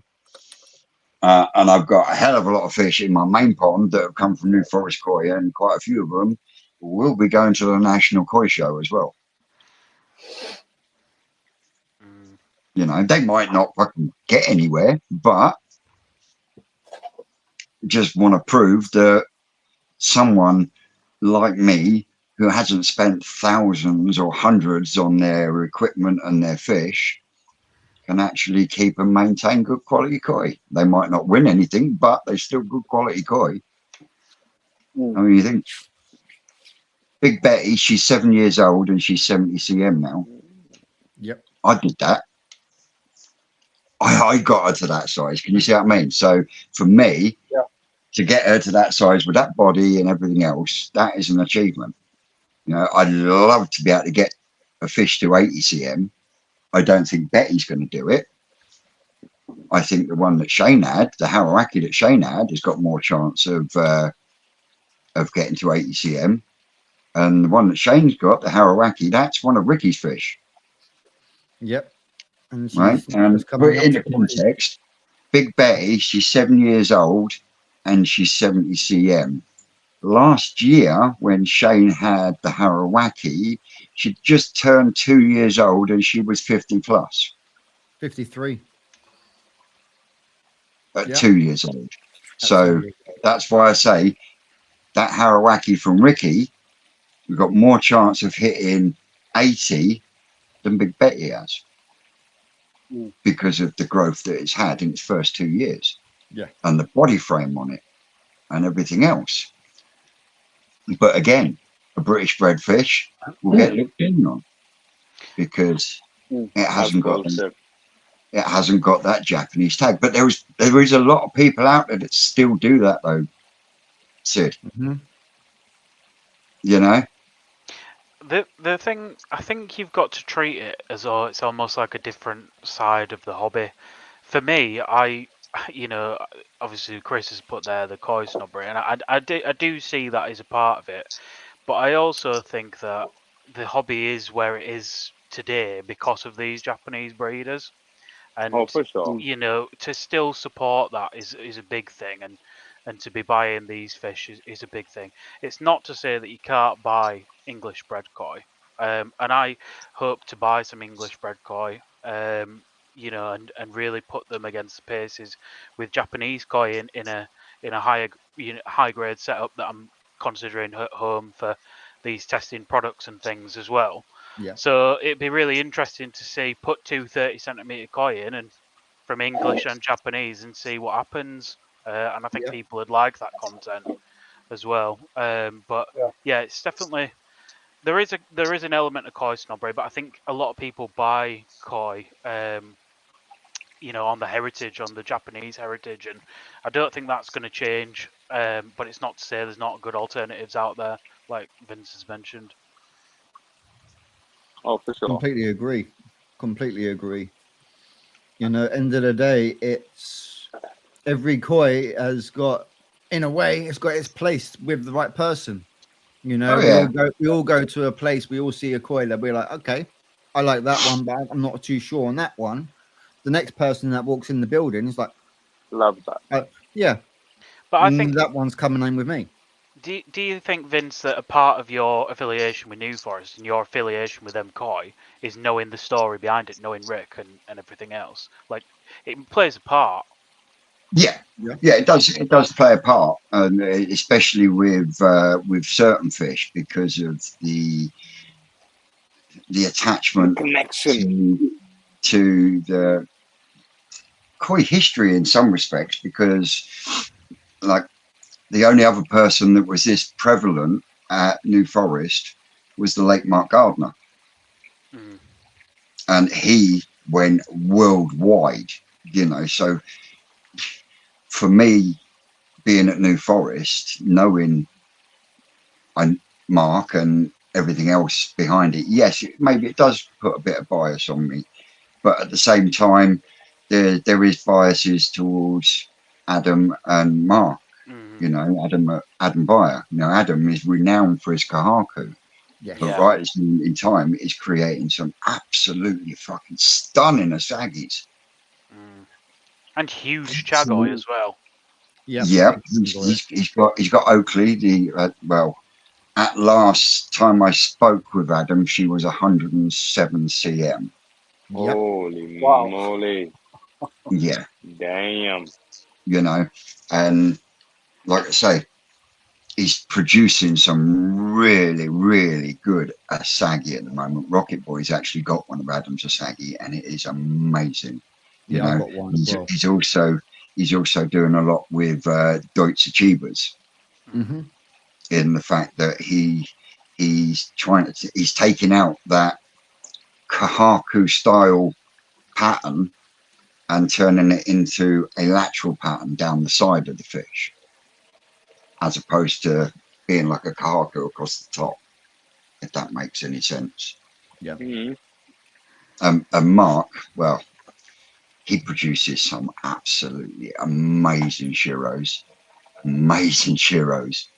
and some cracking showers. So yeah, I could actually cherry pick a decent bowl of fish from all three farms and be comfortable to say that they are fucking high quality. Yeah, yeah. I think it's interesting as well, though. Like in the magazine I wrote about, the front cover of issue 2 is just a koi in a bowl, and like I've done a story on that, and it's like, well, you look at this fish in the bowl, and what does it mean? Like, yeah, it's a Ginrin Kahaku, blah blah blah. But then you like, you know, you look at the heritage that's gone into it, the family that's gone into it, and producing Mm-hmm. it. Like, how big of a part does that play for people? I think there's a certain hobbyist out there that goes, is it Sakai or Dainichi? If it is, then I'm interested. If it's not, then I'm not interested. And that Yeah. for me is that's koi snobbery. Yes. That's Yeah, koi yeah, yeah, snobbery. yeah. If you look at a koi and go, I really like that, and I'm going to buy it, that's a hobbyist. They're not bothered about the heritage. Then you've got people like I think us here that are all like, I really like this koi, but I want to know where it's come from and who's bred it. And that's that kind of like, whether it is Rick at New Forest or Mark at Cuttlebrook or whatever, or it's a Japanese breeder, that's the bit that makes the difference. And I think it's why we're all involved in the hobby. And I think it's not snobbery if you buy from Japan. I don't think. I Nope. think it's just No. appreciating where it's come from. And the same with New Forest. It's not you just saying English koi are better. It's you like that farm. You've got an affiliation with it. You like the backstory, and that's a different side of the hobby, and it's not for anyone to judge. That's No. your perception of it. Yeah. 100%, bro. But yeah, the koi hobby has, what do you call it, more levels to it. Somebody just want a garden pond, throw some food in, look at some pretty fish, and somebody wants to compete Yep. in Japan or in the UK. So Well, it has already been done. New Forest have already gone and won shows. I believe last year they won one up in Scotland, didn't they, Vince? Yes, I think they did.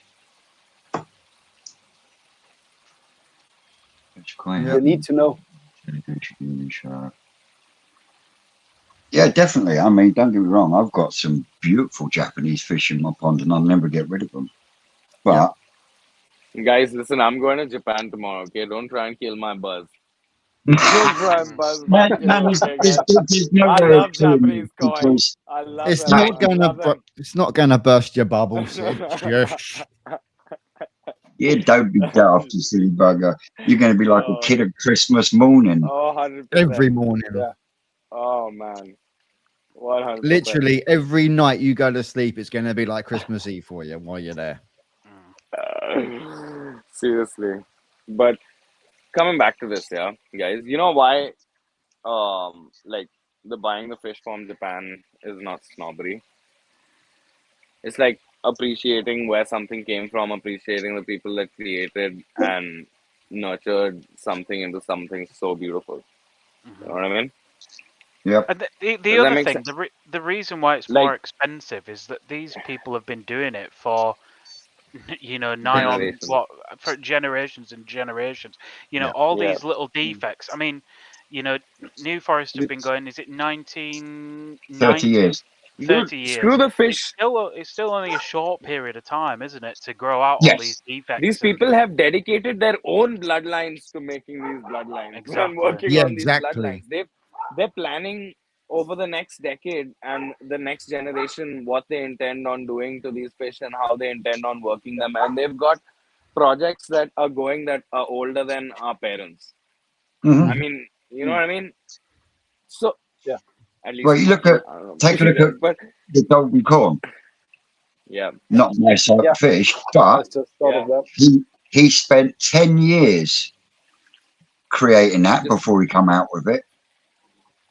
and then just imagine some dude's gonna buy 2 or 3 of them, take them to another country, and start spawning them over there, and boom. Mm. Yep. What is that? What is the 10 years that guy devoted to of his life to making that golden corn worth? It's got to be worth it, man. He still They've got to made it. get the prices. Yeah, he still made it. I understand that. But like, he doesn't have that proprietary trademark thing on it, right? You know what I mean? Yeah. And It if doesn't people own are the not gonna distribution. exactly, and if people are not gonna give, if us as hobbyists, we're not gonna give them that respect and give them that worth, then it doesn't stay worth it for them to devote their bloodlines to making koi for us, right? Mm. No. And you are right there, Chris. A lot of Adam and Ricky parents are from Japan, but Ricky is now at a point where he is now using second and third generation fish that have been spawned from those parents as parents, Mm-hmm. because the second and third generation top of the top is actually better than the parents.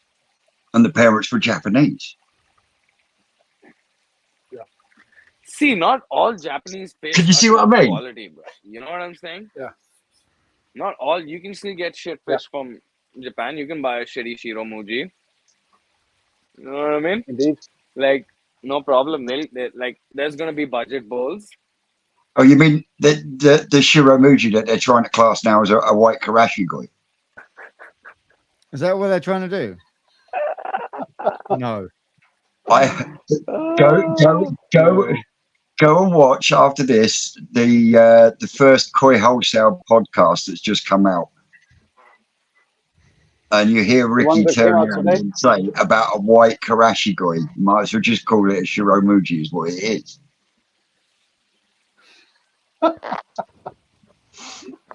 Joe, you have something to say on that? You I feel shaking like your you head there, do. Joe?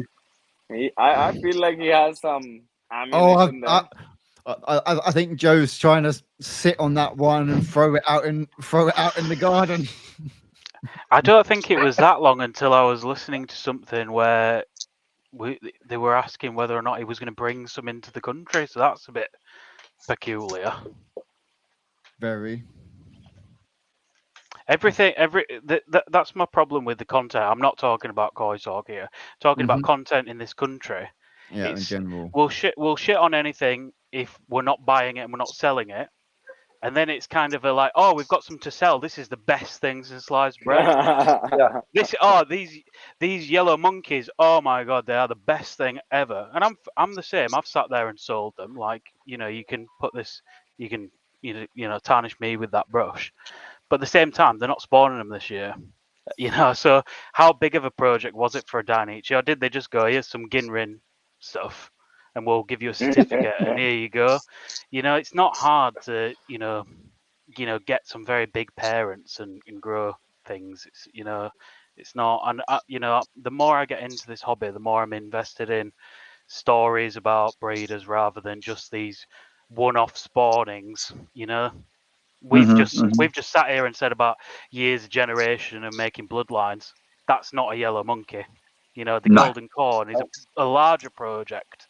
The black Zeus is a maybe it'll work, maybe it won't. And that's not for me. That it's not for me. And on that podcast, I'm 3/4 of the way through it, but Ricky was saying that we're going to be doing the Super Mango Karashigoi. I've got a couple of them. I've got a big one in the Tosai tank, so I'm glad, and it's fucking lovely. So yeah, I've got a Sakai. That one is superb. Yeah, so I'm lucky. But yeah, he apparently he's bought the last lot, and they're is not that Japanese, Vince? Is that one Japanese, Vince? Yeah. The Super Mango, yeah, Sakai Fish Farm. Yeah, baby. Yeah, I got Sakai, I got Kaneko, I got Otsuka, I got Yamazaki, I got Omasako. Hoskin. Is that some kind of koi snobbery? No, Kaneko is I was waiting for one of you guys to take the hint. Yeah. As soon as Sam leant forward, I was like, it's coming. Uh-oh. You got your Hoskins and your fucking. No, I'm the same. I'm the same. I'm the same. Sure. No, I'm quite open about it. The only way I'll kind of like voluntarily pick a fish that's not from a good bloodline or a reputed place is if it looks really sexy. You know what I mean? If it's a mad looking Doitsuko Gane Ochi, but I don't give a shit where it's from. They're my favorite fish. Like it looks like, a live gold chain. I'm up for that. Like, it doesn't. Then like that's why I think that people that are not the Japanese breeders should kind of focus on the weird and wonderful shit and making some, because like people want the, they want the Showa, the Hoshkin Showa. You know what I'm saying? But people don't know where they want a Goshiki Showa from, right? You know what I'm saying? What? Yeah. Yeah. I did not see that. Yeah, comment. read He the said comments. fish should not look sexy. No, but you know what I'm saying. I know what you mean. Listen, Yeah. okay, I'm sorry. It's just my slang. It's just my slang. But you get my point, right? So Yeah. like people that aren't the Japanese breeder should like focus on making some mad looking Kikokurus or some nuts looking Deutsch versions of whatever with like some random gender mixes in and shit like, and just throw shit out there that even the Japanese can't give them. You know what I mean? Like, and that's kind of what will keep it fun. That's kind of what will make people come to them and give them the nice prices for some good old sexy looking fish. And then when he tells them that, oh well, the parents are Sakai, then suddenly that guy's gonna go around saying, "Oh yeah, Yeah. it's basically Japanese, like you know." So like, it's got to be marketed right, no? It's got to be packaged well. Yeah, yeah. There's been And quite a few down the line. That's That pretty much how I do similar. the Indonesian fish, right? That's how I get a good price for them. I ask healthy money for those fish, man. And I ask for that money because I make sure I pick the sexiest of the sexiest. Like Mario goes and picks the sexiest from a whole bunch of thousands, and then I'll take the sexiest of his. You know? I know. I know I'm gonna have to curb all of this slang when I get to Japan because otherwise I'm gonna look like some sort of You need to get it out now. crazy. Yeah, definitely don't be Yeah. putting that into Google Translator when you're talking to the No, breeders, no. right? Oh yeah. I'm definitely not gonna say, look at that ball sack crazy shower. You know? In the Google Translate. Sorry. Listen, we forgive Vince for much more, okay? So now you guys have gotten me comfortable on the show, so now what do I do? use me as your scapegoat. Oh man. Dude, I don't need a therapist, dude, trust me. I have enough fun on my own. I think I got one on the other side of there. Yeah, I'm usually his therapist. Oh yeah. That's working out well. Does that Yeah, hold that help or does that make him worse? It does. No, it does. Vince Yeah, does a good job. they just call me Uncle Twisted. Yeah. Oh man. Yeah, indeed. Or Orchard Koi, something fishy going on. Definitely is. Indeed. He's got sexy fish on the brain at the moment. It must be a Japan trip coming tomorrow. Yes, There you go. sir. Yes, sir. That's what we're all thinking.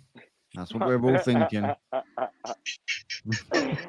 Oh no, I don't know how I'm gonna hold myself back. Yeah, you So just got to many- be yourself, bro. Just be yourself and don't. Yeah, What I would say is don't jump don't cuss too much. straight in. No, Yeah. even when you're going through your selection, don't be like Yeah. straight away. Yes. Take your time, look through everything first, and then go for a top 10, and then whatever number you're going for. Just go Yeah. for a top one of them, and then from that break it down into the next. I don't think you should go there with pom poms, Dave. Got it. Yeah, I'm gonna try and be. You're still poker-based. waiting protection. Oh, I don't like that fish. No. We'll see. You know, need to get. And plus, don't worry, guys. I'm gonna have you guys on live all the time, all the fucking time. Like every time you go to my YouTube channel, it's just gonna be live from Japan. You know, with whichever the fuck farm I'm at. You know, so don't worry. You're not It's gonna gonna sleep be for a shit 12 ton of fun. days. I'm not gonna sleep, man. I'm not gonna sleep because I'm also gonna try and edit some videos, dude. You know, and put together some edited videos instead of just the live content. Because I've been doing so much of these lives, I haven't been focusing on those other videos. Like Vince just gave me an amazing idea with the storyline for when I'm there for a video I can shoot, which is Nice. a day in a life of a Japanese koi farmer. from the morning to night. Yep. Still waiting for your long form videos of the fucking waterfall and that you did. Oh, dude, that owner, that property owner is playing around, man. He's playing around. Like my fish are basically in a huge biofloc right now, and they're sitting in putting in some fucking mist installations and all of that stuff. So like, this is a commercial property. They don't have the same type of respect for the hobby and the fish and things like that. You know what I mean? And I'm just not feeling the love in showing off that project. You know what I'm saying?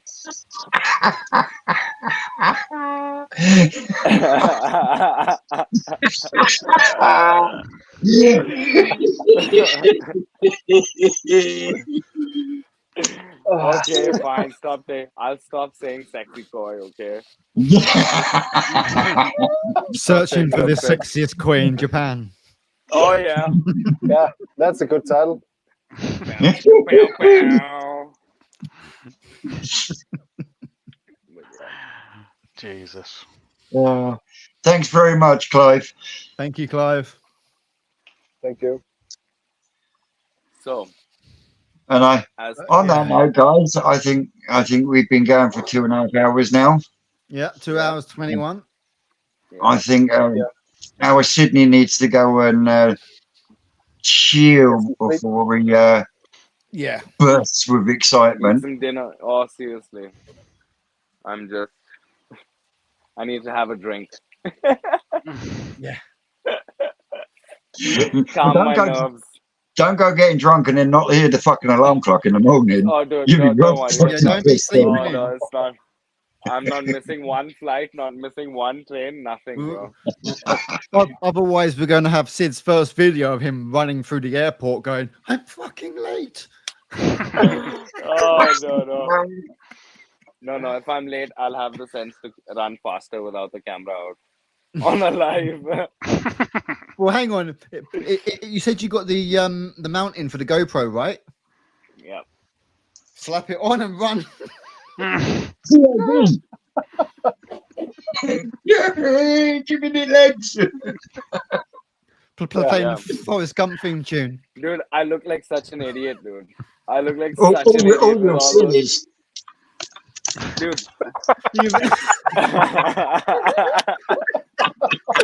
Fuck you, man. Wait, people would pay good money for that. I'm pretty sure. No. I know Oh, what you folks anyway, let's see if we can get this right this week. As always, guys, thank you very much for joining along.